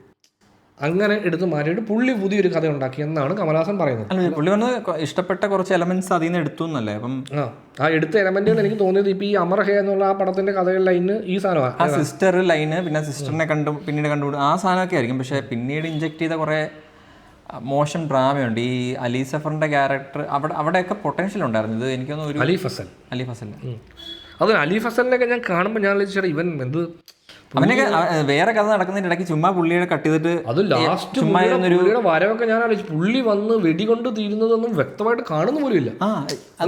അതൊക്കെ ഒരു ആഫ്റ്റർ തോട്ട് പോലെ എടുത്തു വെച്ചൊരു സീൻ. അതെ, എടുത്തു വെച്ചേക്കാം. നമുക്ക് അതിലൊന്നും ശ്രദ്ധിക്കണം. അലി ഫസൽ ചത്തില്ലല്ലോ എന്ന് പറയുന്ന പോലെ ആ അങ്ങനെയൊക്കെ അതെ. അതിനു മുമ്പ് ഇവൻ മറ്റേ വീടിന് ബോംബ് വെക്കുന്നു, ഐപാഡി കാണുന്നു, ബോക്സിംഗ് പഠിക്കുന്നു, നമ്മൾ വിചാരിക്കുന്നു. എന്നിട്ട് ഇവരുടെ ഫൈറ്റ് മൊത്തം കണ്ടോണ്ടിരുന്നിട്ട് ഒളിച്ചിട്ടില്ല. അത് ഒരുപാട് സ്ഥലത്തുണ്ട്. എല്ലാവർക്കും മറ്റേ ആളെ കൊല്ലാൻ 150 അവസരം കിട്ടിയാലും അവരൊക്കെ ഫൈറ്റ് എല്ലാം കഴിഞ്ഞിട്ട് തോക്കെടുത്ത് ഇനി എന്ത് ചെയ്യണം. എന്നിട്ട് ഞാൻ 2 ഡയലോഗ് പറഞ്ഞിട്ട് ഞാൻ എനിക്ക് വെടിവെക്കത്തുള്ളൂ കേട്ടോ. അത് അത്ര സ്ഥലം സമയമുണ്ട് നിങ്ങൾക്ക് രക്ഷപ്പെടാൻ. തോക്കിലുണ്ടോ, പക്ഷെ ഞാൻ വെടിവെക്കില്ല. വെടിവെച്ചാൽ തീർന്നില്ല കേട്ടാ. കമൽഹാസനെ ഫസ്റ്റ് അറ്റാക്ക് ചെയ്യുമല്ലോ മറ്റേ കാറിൽ പോകുമ്പോൾ. ആ അറ്റാക്ക് സീനിൽ തൊട്ടിപ്പുറം വണ്ടി വന്നിട്ട് ഗണ്ണ് അവൻ ഇതിനകത്തോട് വെച്ചിട്ട് വെടിവെക്കുന്നത് സൈഡിൽ കൂടെ ഒരു വെടിയാണ് കൊള്ളുന്നത് പുള്ളിയുടെ വൈദ്യത്ത്. അല്ല, എന്തിനാ ഈ ജോജു കൊല്ലാൻ വരുന്ന സീൻ? ജോജിന്റെയും മാത്രം 2 തോക്കുണ്ട്. പിന്നെ ആ 16 പേരുടെയും ഒരുത്തന്റെ തോക്ക് കൊടുത്തിരുന്നെങ്കിൽ മറ്റന്മാര് മറ്റേ മഴവും വാളും ഒക്കെ ആയിട്ട് മേളിൽ ഫൈറ്റ് ആക്കുമ്പോൾ ജോജു ചാക്ക് പുതച്ച് പ്ലാറ്റ്ഫോമിൽ കിടക്കുക 2 തോക്കുമായിട്ട്. ഫൈറ്റ് കഴിയുമ്പോഴത്തേക്കും ജോജു ഇങ്ങനെ പയ്യെ കണ്ണിങ്ങനെ തുറന്നു നോക്കും. ശക്തിവേൽ അയ്യാ ഡീക ഇത് എങ്ങനെ കത്തിക്കിട്ടേ കിട്ടയാ. ഒരു സീൻ സ്റ്റേജ് ചെയ്യുന്നതിന് ഏറ്റവും കൂടുതൽ ആളുകൾ ഇൻസ്പയർഡ് ആയിട്ട് നോക്കിക്കാണുന്ന കണ്ടുപഠിക്കുന്ന ആളുടെ പടത്തിലാണ് ഈ സംഭവം. ഇത്ര മോശം സ്റ്റേജിങ് ആ സീനൊക്കെ അതാ എനിക്ക് മനസ്സിലായത്. ഒന്നുകിൽ ഇവരിതിനെല്ലാത്തിനെയും പ്രോപ്പറായിട്ട് സ്റ്റേജ് ചെയ്തിട്ടുണ്ടാവണം. ഒരു ഓപ്ഷൻ പറയുകയാണ്, എഡിറ്റിൽ അത് വലിയൊരു പടമാണ്. ഏത് ഒരു 5-6 മണിക്കൂർ പടമായിരിക്കും. കട്ട് ചെയ്ത് 2 മണിക്കൂർ. അല്ലെങ്കിൽ പറയുന്ന പോലെ പുള്ളിയുടെ അസോസിയേറ്റ്സും കമൽഹാസനും കൂടെ കുറച്ചധികം നിങ്ങൾ റെസ്റ്റ് എടുക്കുക, ഞങ്ങൾക്ക് പാത്തുക്കാം. അവർക്ക് എല്ലാവരുടെ ഐഡിയാസ് വന്ന് കുറച്ച് കുഴഞ്ഞു പോയൊരു പടമാണ്. അതെ, അതായത് യൂഷ്വലി മണിരത്നം നമുക്ക് ഈ പടത്തിൻ്റെ ഇനിഷ്യൽ അനൗൺസ്മെൻറ്റ് പോലുള്ള ഐഡിയയാണ്. മണിരത്നം എടുക്കാത്ത ടൈപ്പ് ഒരു സാധനമാണല്ലോ. അപ്പോൾ പുള്ളി ഈ ആക്ഷൻ ഓറിയൻറ്റഡ് സാധനങ്ങളാണ് അധികം ചെയ്യാത്തതുകൊണ്ട് തന്നെ നമുക്ക് ഇത് എങ്ങനെയായിരിക്കും പുള്ളി ഹാൻഡിൽ ചെയ്യാൻ പോകണം എന്നുള്ളൊരു ക്യൂരിയോസിറ്റി മാത്രമേ ഫസ്റ്റ് ടീസർ കണ്ടപ്പോൾ പോലെ ഉണ്ടായിരുന്നുള്ളൂ. അത് ട്രെയിലർ വന്നപ്പോൾ പോലെ നമുക്ക് അതിനകത്ത് എന്തോ പ്രശ്നമില്ല എന്ന് തോന്നി. അത് അങ്ങനെ തന്നെ നമ്മുടെ പ്രതീക്ഷ. എനിക്ക് തോന്നിയത് ഒരു മണിരത്നത്തിൻ്റെ ഒരു മിഡ് പടം, അതായത് കഥയും ആക്ടിങ്ങും എല്ലാം കൊള്ളാം, ബട്ട് കഥ നമ്മൾ കണ്ട് ശീലിച്ചൊരു ഗ്യാങ്സ്റ്റർ കഥയാണ് എന്നും പറഞ്ഞിട്ട് നമുക്ക് കണ്ടിറങ്ങാന്നുള്ളൊരു സംഭവമായിരുന്നു. ബട്ട് ഇത്രയും ഡിസപ്പോയിൻറ്റിങ് ആവുമെന്ന് വിചാരിച്ചില്ല. ഇത് മണിരത്നത്തിൻ്റെ ഏറ്റവും വീക്കസ്റ്റ് സിനിമ. അതെ, പുള്ളിയുടെ ഫിലിമോഗ്രഫിയിൽ തന്നെ എനിക്ക് തോന്നുന്നു കടലൊക്കെ പുള്ളി താഴെ വെച്ചിരുന്ന പടങ്ങളാണ്. അതിലൊക്കെ താഴെ. ഇപ്പം ചെക്കച്ചുവന്ന വാലെന്ന് പറഞ്ഞ പടമുണ്ട്, ഇതിലും ബെറ്റർ പടം. ഇപ്പോൾ കമൽ സാറിൻ്റെ ആക്ടിങ്ങിലെ മീറ്റർ പടത്തിൻ്റെ മീറ്റർ അല്ലായിരുന്നു. പുള്ളി ആക്ച്വലി ഡ്രാമാറ്റിക് ആക്ടിങ്ങും പടത്തിനകത്ത് അത്രയും ഡ്രാമ ഇല്ല. അപ്പോൾ നമ്മൾ പുള്ളിയുടെ സീൻസ് വരുമ്പോഴത്തേക്കും പുള്ളി എക്സ്പെക്ട് ചെയ്തത് വളരെ ഡ്രാമാറ്റിക് ആയിട്ടുള്ള ഒരു സീനാണ്. പക്ഷെ ആ സീൻ കൺസീവ് ചെയ്തേക്കുന്ന അത്ര ഡ്രാമാറ്റിക് ആയിട്ടില്ല, വളരെ കാഷ്വൽ ആയിട്ടാണ്. അതുകൊണ്ട് കമൽഹാസൻ മാത്രം പുള്ളി മാത്രം ഡ്രാമാറ്റിക് ആയിട്ട് ആക്ട് ചെയ്യും. സീൻ വളരെ കാഷ്വൽ ഒരു സീനാണ്. ഇത് ഉറപ്പായിട്ടും ഈ cinema reload roast, filmi check ഇവരൊക്കെ എടുത്ത് റോസ്റ്റ് ചെയ്യുന്നുള്ള കാര്യത്തിൽ ഒരു സംശയം വേണ്ട. കാര്യം റോസ്റ്റ് ചെയ്യും, 100% റോസ്റ്റ് ചെയ്യും. കാരണം അതിനുള്ള പരിപാടികൾ ഈ പടം ഒന്നുകൂടെ കണ്ടാൽ ഉണ്ട് ഇതിനകത്ത്. നമ്മൾ ഇനി ആ ലെവലിൽ ഈ ലൈനിൽ കണ്ടു കഴിഞ്ഞാൽ അങ്ങനെ അങ്ങനെ ഉറപ്പാണ്. ഫോക്കസ് ഇല്ലാത്ത സിനിമ അല്ല. അതായത് ഇപ്പം ഈ മറ്റേ ടൈറ്റിൽ അനൗൺസ്മെൻറ്റിൽ പറഞ്ഞ പോലെ ഇപ്പം യമനെ പറ്റിച്ച് ജീവിക്കുന്ന ആൾ, അപ്പോൾ ആ ഒരു ലൈനിൽ ഫോക്കസ് ചെയ്തിരുന്നെങ്കിൽ മറ്റേ ആവലാൻഷൻ ആ സീനില്ല, അപ്പോൾ ആ സീൻ വർക്കാവണമെങ്കിൽ ഈ എലമെൻറ്റ് അതിനു മുമ്പ് പക്കായിട്ട് എസ്റ്റാബ്ലിഷ് ചെയ്യണം. യമനെ ഇവൻ പറ്റിക്കും, അല്ലെങ്കിൽ ആ ആവലാൻസിൽ നിന്നും രക്ഷപ്പെടാനേ പറ്റത്തില്ല. അങ്ങനെ തെന്നിയൊന്നും വരുന്ന സാധനമല്ല അവൻ്റെ അടിപ്പോയാൽ തീർന്നു. അത് എത്രയല്ല, ഇത് കാറ്റടിക്കുമോ? അവിടെ കാറ്റടിക്കുന്നവരാണ് ഇവര്. പുള്ളി ഓൾറെഡി ലേറ്റാണ്, കാരണം പുള്ളി ഓൾറെഡി പോയൊരു മറ്റേ പാറയുടെ അടി പോയി കുറേ നേരം നിൽക്കും. അങ്ങനൊന്നും അല്ല ആവലാഞ്ച് വർക്ക് ചെയ്യുന്ന ആ പരിപാടിയൊന്നും അല്ല. അതിൻ്റെ അടി പോയാൽ എത്രയോ ഫീറ്റ് സ്റ്റോണിൻ്റെ അടിയിൽ പോയി സ്റ്റക്കാ, പിന്നെ തട്ടിപ്പോയി, പിന്നെ അത് തിരിച്ച് ബോഡി എടുക്കാൻ പോലും പറ്റാത്ത, ആരും പോകത്ത പോലും ഇല്ല. ഇത് അവിടുന്ന് തന്നെ കറക്റ്റ് ഇതിന്റെ ഭാഗത്ത് മഞ്ഞൊന്നും ഇല്ല, പുള്ളി മാത്രം കിടപ്പുണ്ട്. ഒരു പയ്യനെ നോക്കുമ്പോഴത്തേക്ക് ഹായ്. ഞാൻ ആദ്യം പയ്യന്റെ ഷോട്ട് കണ്ടപ്പോൾ വിചാരിച്ചു പയ്യനെ ഇങ്ങനെ ദൂരെ എവിടെയോ നോക്കിയപ്പോഴത്തേക്കും നേരെ മുറ്റത്ത് കിടക്കുന്നത്. അങ്ങനെയല്ല, അമ്മേ മുറ്റത്തിന് കമലഹാസൻ. അല്ല, പക്ഷെ അത് അങ്ങനെ എങ്ങനെ സംഭവിക്കും നമ്മൾ വിചാരിക്കും. ഇത് ജോഗ്രാഫിക്കലി മറ്റേ അതായത് അവർ ഉദ്ദേശിക്കുന്ന സംഭവം മോനെ ഇത് മേക്ക് ബിലീഫ് അല്ലേ, ആ സാധനമാണ്. അവർ മേക്ക് ബിലീഫ് ആയിക്കാൻ ശ്രമിച്ചു, ഒത്തില്ല. കാവ്യാത്മക സാധനമായിരിക്കും. അതായത് ഒരു ആവലാഞ്ച് വന്ന് അവനെ മൊണാസ്ട്രിയുടെ വാതിക്കലെത്തിക്കുന്നു, അവിടുന്ന് അവൻ ജീവനോട്, അങ്ങനെയൊക്കെ പറയുമ്പോഴത്തേക്കും ഓക്കെയാണ് കവിത. പക്ഷെ അത് എനിക്ക് തോന്നുന്ന സംഭവം കമലഹാസൻ എഴുതി കൊടുത്ത പടത്തിൽ അതായിരിക്കും മെയിൻ തോന്നുന്നു. അതെ, ആ റൈറ്റിങ്ങിലൊരു സ്ട്രെങ്ത് ഉണ്ടായിരുന്നു. കമലഹാസൻ അമർഹ എന്ന് പറഞ്ഞ പടത്തിന്റെ ലൈനാണ് എനിക്ക് മനസ്സിലായത്. അതുകൊണ്ടാണെന്ന് തോന്നുന്നു എനിക്ക് അതായത് ആ പടത്തിനകത്ത് ചിലപ്പം ഈ സെറ്റിംഗ് ഉണ്ടായിരിക്കും. എന്തുവാ ഈ സംഭവം നടക്കാൻ വേണ്ടി ഇവരെന്തിനും അവിടം വരെ പോകേണ്ട കാര്യമില്ല. അതാ പറഞ്ഞത്, ആ ഒരു എലമെന്റ് ആണ്. ഇപ്പം ഞാൻ വിചാരിച്ചു, അതുകൊണ്ടാണ് ഞാൻ വിചാരിച്ചു ഈ ലൊക്കേഷൻ വേണം. പെട്ടെന്ന് കമലഹാസൻ എനിക്കൊരു വഴിപാടുണ്ടെന്ന് പറഞ്ഞു നേരെ ഹിമാലയ ഇവിടെ പോകുന്നു. അല്ല, ഞാനാ പറഞ്ഞ ആ സാധനമാണ് എനിക്ക് മനസ്സിലായത്. ചില ഒരു പക്ഷേ കമലഹാസന്റെ സ്ക്രീൻ പ്ലേയിൽ ഉണ്ടാകുന്ന എലമെന്റ് ആയിരിക്കും ഏതാ ഇന്ന സ്ഥലത്ത് വെച്ച് സംഭവിക്കുന്നത്. അപ്പോൾ അവിടെ ഈ മൊണാസ്ട്രിയിൽ ചെന്ന് അവിടെ നിന്ന് പഠിച്ചു, പുള്ളിയുടെ സ്ക്രീൻ പ്ലേയിൽ ഇപ്പോൾ അവിടെ വെച്ച് പുള്ളി പഠിക്കുന്ന കാര്യങ്ങൾ അതായിരിക്കും സംഭവിച്ചത്. അങ്ങനെയായിരിക്കും എനിക്ക് തോന്നുന്നു. കാരണം നമ്മൾ കണ്ടോണ്ട് ഇനി പടമായിട്ട് പുല്ല് ചേർത്തില്ല, അതുപോലെ വേറൊരു സ്ഥലത്ത് ഒരു ടെറൈനിൽ പോയിട്ട് ഒരു സംഭവം നടക്കുകയാണ്. അപ്പം നമ്മളല്ലെങ്കിൽ ഇത് ഇയാളെ കൊല്ലാനാണ് ഏറ്റവും അല്ല സംഭവം എന്താ വെച്ചാൽ ഇത് കഴിഞ്ഞിട്ട് മറച്ചു വെക്കുന്ന പോലും അടുത്ത ദിവസം വന്നിട്ട് ചിമ്പ് പറയാം ഞാൻ ശക്തി വരെ തട്ടിട്ടെ. അപ്പൊ എന്തിന് ഇത്ര എഫേർട്ട് എടുത്ത് അവിടം വരെ പോകുന്നു? ഇവിടെ തന്നെ തട്ടിയിട്ട് ഇവിടെ തന്നെ പറഞ്ഞാൽ പോരെ.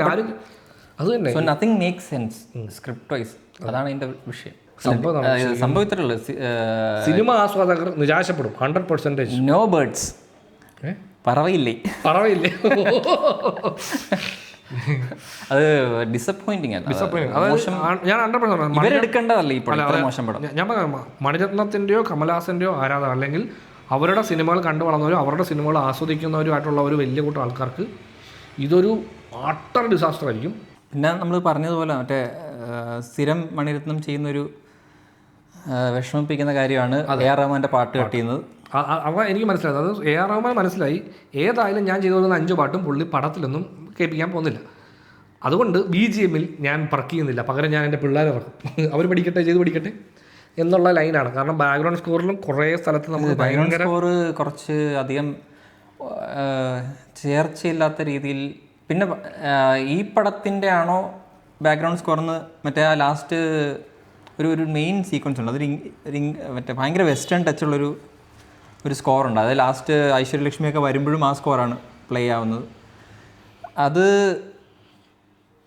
ഓക്കെ, അത് ഏതെങ്കിലും ഒരു മൂഡിൽ വർക്കാവും. പക്ഷെ അത് എന്തുകൊണ്ട് ഈ സ്കോർ ഈ സിനിമയുടെ എലമെൻ്റായിട്ട് ഫീൽ ചെയ്യുന്നില്ല. നമുക്ക് സ്കോർ പൊതുവേ ഒരു പടത്തിൻ്റെ എല്ലാ സ്കോർ എലമെൻറ്റ്സും എടുക്കുമ്പോഴത്തേക്ക് ഇതിങ്ങനെ കണക്റ്റിംഗ് ആണ്. അതെനിക്ക് മനസ്സിലായത് ഇതൊക്കെ റഹ്മാൻ ചെയ്ത് നോക്കുന്നതായിരിക്കും.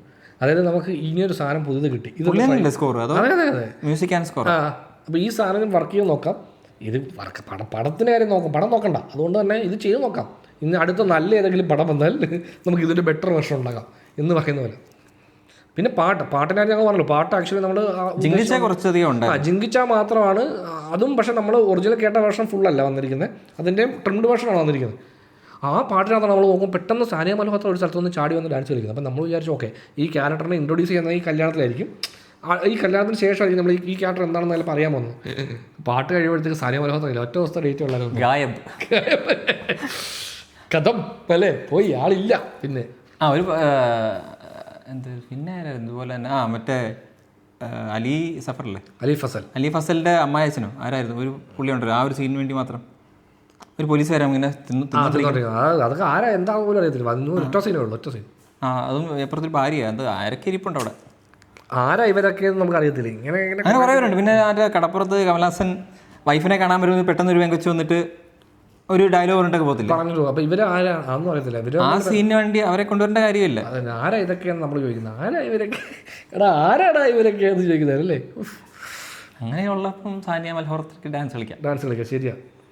അതാ പറയാം, എനിക്ക് മനസ്സിലായത് ഇപ്പോൾ ഇതൊരു വലിയ പ്രോജക്റ്റായിട്ട് മാറുവാണല്ലോ. അതായത് ഇത് മലയാളം, തമിഴ്, തെലുങ്ക്, ഹിന്ദി, ഇപ്പം കർണാടകക്കാരുണ്ടല്ലോ. അവനും ഒരു മലയാളി ലാസ്റ്റ് പോലീസുകാരനോട് ഒരു ഡയലോഗ് പറയും, മലയാളി ആക്ട്രസ് പഴയ ജലജ. പുള്ളിക്കാരത്തി അങ്ങനെ വന്നപ്പോഴത്തേക്കും യവനിക എന്ന് പറഞ്ഞ സിനിമയിലെ നായികയായിട്ടുള്ള ജലജ എന്ന് പറഞ്ഞ പഴയ ആക്ട്രസ്, പുള്ളിക്കാരി ഒരു സീനിൽ വരും. അതിൽ ഒറ്റ ഷോട്ടിലെ പുള്ളിക്കാരത്തെ ഫേസ് ഉള്ളൂ. ആ സീനിൽ പുള്ളിക്കാരി മലയാളം പറയുന്നുണ്ട്. അപ്പം ഞാൻ പെട്ടെന്ന് കണ്ടപ്പോൾ ഇവർ നല്ല പരിചയമുണ്ട്. അവരുടെ ഫേസ് കാണിച്ചപ്പോഴാണ് അതിൽ ഒരാൾ മലയാളം സംസാരിക്കുന്നു, ഇപ്പുറത്തിരിക്കുന്ന ആൾ തമിഴ് സംസാരിക്കുന്നു, ഇപ്പുറത്തിരിക്കുന്ന ഹിന്ദി സംസാരിക്കുന്നു. എല്ലാവരും സംസാരിക്കുന്നുണ്ടോ? ഞാൻ ഇത് അതെ എന്താണ് അതാ പാനിൻ്റെ പടമാണല്ലോ. ഇപ്പോൾ ആക്ച്വലി ഈ സിനിമ ഞങ്ങൾ ഇതിൻ്റെ ട്രെയിലർ റിയാക്ഷൻ ടൈമിൽ നമ്മൾ പറഞ്ഞൊരു കാര്യമുണ്ട്. ദുൽഖർ സൽമാൻ ഈ സിനിമകളൊക്കെ ഡ്രോപ്പ് ചെയ്തിട്ട് തെലുങ്കിലൊക്കെ പോയി സൂപ്പർ സ്റ്റാർ ആകും എന്നാണ് നമ്മളന്ന് ആകാൻ വേണ്ടി പോയതാണ്. പുള്ളി ഇത്ര നല്ല ഓപ്പർച്യൂണിറ്റിയൊക്കെ എന്തിന് വിട്ട് കളയുന്നു എന്ന് ഞങ്ങൾ അന്ന് പറഞ്ഞിരുന്നു. പക്ഷേ ആ ക്യാരക്ടർ കൊള്ളായിരുന്നു. പക്ഷെ ഞാൻ പറഞ്ഞു ദുൽഖർ സൽമാനെ നന്നായി. കാര്യം നാളെ ട്രോൾ ചെയ്യുന്ന കൂട്ടത്തിൽ ദുൽഖർ സൽമാനും പെടും, പുള്ളിയുടെ തലയിൽ പെടും. മനസ്സിലായോ ഇല്ലേ? അതിൽ നിന്ന് പുള്ളി അവോർഡായി. എനിക്ക് ശരിക്കും ചിമ്പുവിനെ കണ്ടപ്പോൾ ഞാൻ ചിമ്പു യൂഷ്വലി എല്ലാ പടത്തിലും കുറച്ച് ലൗഡാണ്. എനിക്കൊന്ന് വിണ്ണത്താണ്ടി വരുവായാലാണ് പുള്ളി കുറച്ച് ഗ്രൗണ്ടഡായിട്ടൊരു നല്ല പയ്യനായിട്ട് അഭിനയിച്ചത്. ബാക്കി എല്ലാ പടത്തിലും ചിമ്പു മറ്റേ പിറിച്ച് മേടിച്ചിട്ട് എന്നൊക്കെ പറയുന്ന ആ ലൈൻ പരിപാടിയാണ് പുള്ളിയുടെ മൊത്തം. മറ്റേ ഡയലോഗ് ഡെലിവറിയൊക്കെ പുള്ളി മറ്റേ TR പറയുന്ന പോലെ ഇത് അത്ഭുത പുളി, അതിശയ പുളി എന്നൊക്കെ പറയുന്ന പോലെ ആ വൈകിലാണ് ചിമ്പുവും ആ നീട്ടല്ല പുള്ളി പടങ്ങൾ ചെയ്തുകൊണ്ടിരുന്നത്. അപ്പം ഇതിൽ പുള്ളിയുടെ ക്യാരക്ടർ ഭയങ്കര കുറച്ച് സൈലൻ്റാണ്. അപ്പം അത് എനിക്ക് രസമായിട്ട് തോന്നി. കാരണം പുള്ളി ഇത്രയും ലൗഡല്ലാതെ പുള്ളി വളരെ നോർമലായിട്ട് കണ്ടത്. അത് വേറെ സാധനം, ഈ കമലഹാസൻ ജയിലിൽ നിന്ന് ഇറങ്ങുമ്പോഴത്തേക്ക് കമലഹാസൻ അനുകരിക്കുന്ന ഒരു സീനുണ്ട്. അതിൽ ആക്ച്വലി ചിമ്പുവിന് നല്ല രീതിയിൽ ചിരി വരുന്നുണ്ട്. കമലഹാസൻ അനുകരിച്ചിട്ട് കമലഹാസൻ ഇങ്ങനെ റെസ്പോണ്ട് ചെയ്തില്ല. എടാ അപ്പം ചിമ്പുവിൻ്റെ ചിരി അത് നാച്ചുറലി വന്നാന്ന് തോന്നുന്നു. എനിക്ക് ഭയങ്കര ഇഷ്ടപ്പെട്ട ആ സീക്വൻസ് ഒക്കെ രസമുണ്ടായിരുന്നു. ആ പരിപാടി 2 തവണ അനുകരിക്കുന്നു. 2 തവണ അത് വർക്കാകുമ്പോഴേ അത് ചിലപ്പോൾ ഒന്നെങ്കിൽ കമലഹാസൻ്റെ അടുത്ത് പറഞ്ഞു കാണത്തില്ല, അല്ലെങ്കിൽ ചിമ്പു നിങ്ങളുടെ ടോണിലായിരിക്കും അത് എന്തോ ഒരു സംഭവിച്ചിട്ടുണ്ട് അവിടെ.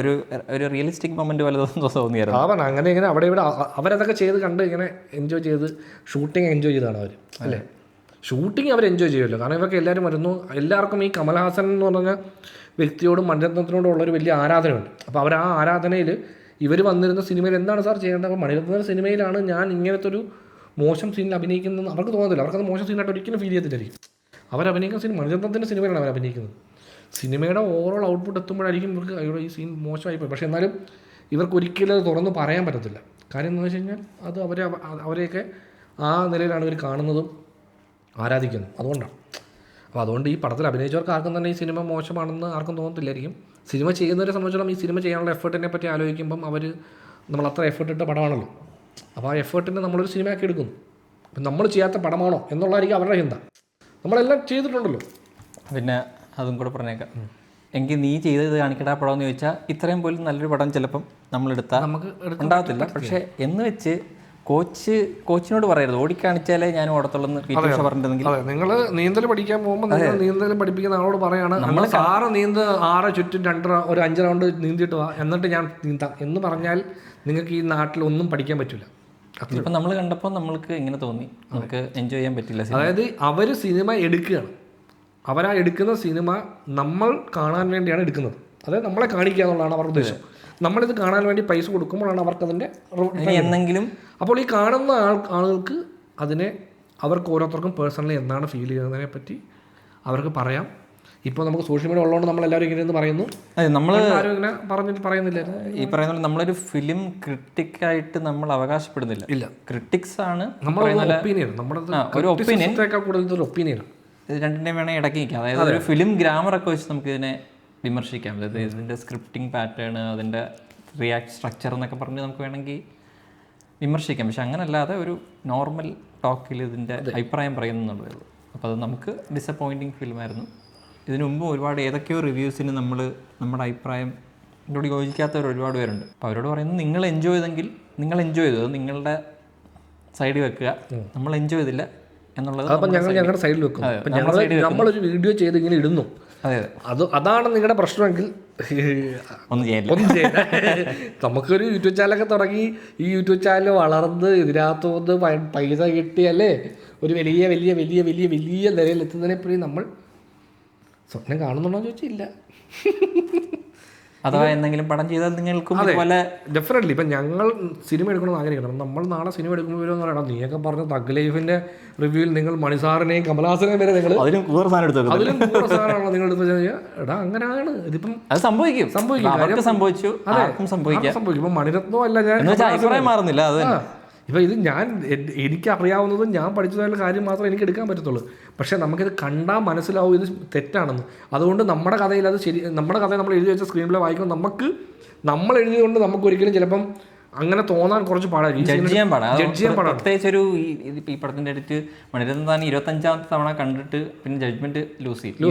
ഈ സീനിൽ വലിച്ചിലുണ്ടോ ഇല്ലയോ എന്ന് ആ ഒരു സെക്ഷൻ ഉണ്ട്. അതായത് നമുക്കത് നമ്മൾ എഴുതിയിട്ടുണ്ടെങ്കിൽ നമുക്ക് ആ എഴുതിയ സാധനം നമ്മൾ ഷൂട്ട് ചെയ്ത് വെക്കുമ്പോൾ നമുക്ക് ചിലപ്പോൾ നമുക്ക് ആദ്യത്തെ 2-3 എണ്ണം കാണുമ്പോൾ നമുക്കത് എന്തോ പ്രശ്നമുണ്ട് തോന്നും. നമ്മൾ അത് പ്രശ്നം ചിലപ്പോൾ എഡിറ്റ് ചെയ്ത് കറക്റ്റ് ചെയ്യാൻ നോക്കിയാൽ അതെല്ലാം ചെയ്ത് ഒരു 10-15 തവണ കണ്ടു കഴിയുമ്പോഴത്തേക്കും നമുക്ക് ഈ സീൻ ഓക്കെ ആണോ, ഞാൻ എഴുതി വെച്ച സാധനം ഉണ്ട് സ്ക്രീനിൽ, പക്ഷേ അത് ഓക്കെ ആണോ നമ്മൾ മറ്റുള്ളവരാണ് ചോദിക്കുന്നത്. അവർക്ക് ഒരു ഡിസിഷൻ എടുക്കാൻ കുറച്ച് പാടായിരിക്കും. വിശ്വാസമുള്ള ജഡ്ജ്മെന്റ് ഉള്ളവരെ ചുറ്റും വെക്കും എപ്പോഴും.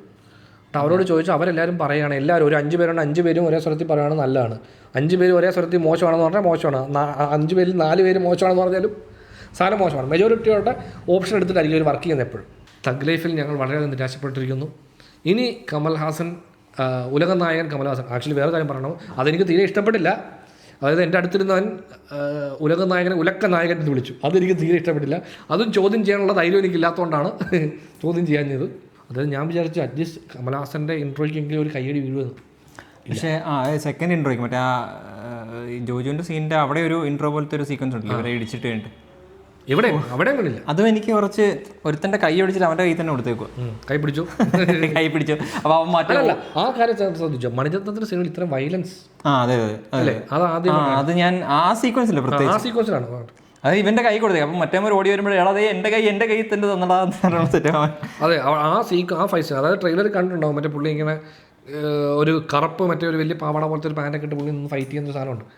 അത് ആ ഫൈറ്റ് സീക്വൻസിൽ ഭയങ്കര ഒരു വയലൻസ്, അതായത് ഈ പറഞ്ഞ ഭയങ്കര ബ്ലഡും ഈ കൈയും കാലും ഒക്കെ മുറിച്ച് വിടുന്ന സാധനങ്ങളൊക്കെ ഉണ്ട്. അപ്പം ഞാനത് ആലോചിച്ച് മണിരത്നം സിനിമകളിൽ ഒരു ആക്ഷൻ സീക്വൻസ് ഇത്രയും അല്ലേ പുഷ് ചെയ്തോളാൻ പറഞ്ഞാണ് അത്. പിന്നെ എനിക്ക് തോന്നുന്നു ഇതാണ് വർക്ക് ഇത് കഴിഞ്ഞിട്ടുള്ളൊരു സിനിമ എനിക്ക് തോന്നുന്നു പുള്ളി കുറച്ചുകൂടെ ബെറ്റർ ആയിട്ട് ഇതിനകത്ത് ഈ സംഭവം ഈ ആക്ഷൻ സീൻ വരുമ്പം വേറൊരു ടോണാണ്. അപ്പോൾ അതൊരു ഇൻട്രോ ആണല്ലോ. പക്ഷെ അതിന് മുമ്പ് തന്നെ കമൽഹാസനെ വേറെ രീതി 2-3 തവണ സീനുകളിലൊക്കെ വന്നു. പക്ഷേ അപ്പോൾ ഈ സീൻ ഇമ്പാക്റ്റ് കുറയും.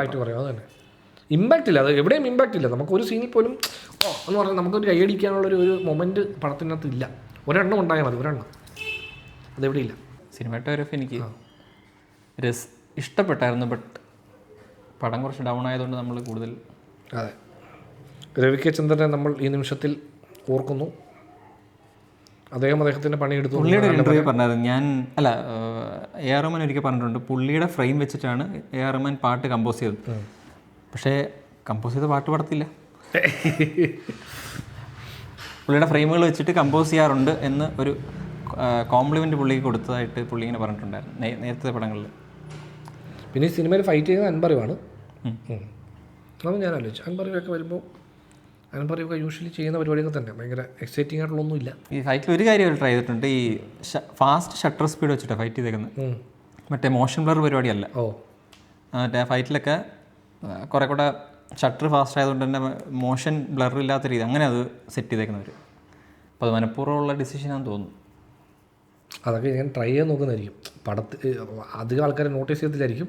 നമുക്ക് ചെയ്ത് നോക്കാം. ഏത് അല്ല അങ്ങനെ ചെയ്തിട്ടുണ്ട് നമ്മുടെ മറ്റേ ആക്ഷനിൽ ഇപ്പം അങ്ങനെ ഒരു ഇത് വരുന്നുണ്ട്. മറ്റേത് കുറച്ചുകൂടെ വിഷ്വലി കുറച്ച് വ്യത്യാസം ഉണ്ടാവും, ഫ്രെയിം റേറ്റ് വ്യത്യാസപ്പെടുത്തി ഫൈറ്റ് ചെയ്യുക. അപ്പോഴത്തേക്ക് ഈ മോഷൻ ബ്ലർ ഇല്ലാത്ത രീതിയിൽ അപ്പോൾ നമുക്ക് കുറച്ചുകൂടെ ഇമ്പാക്റ്റ് ഫീൽ ചെയ്യിക്കാനോ അടിയൊക്കെ കാണുന്ന രീതിയിൽ.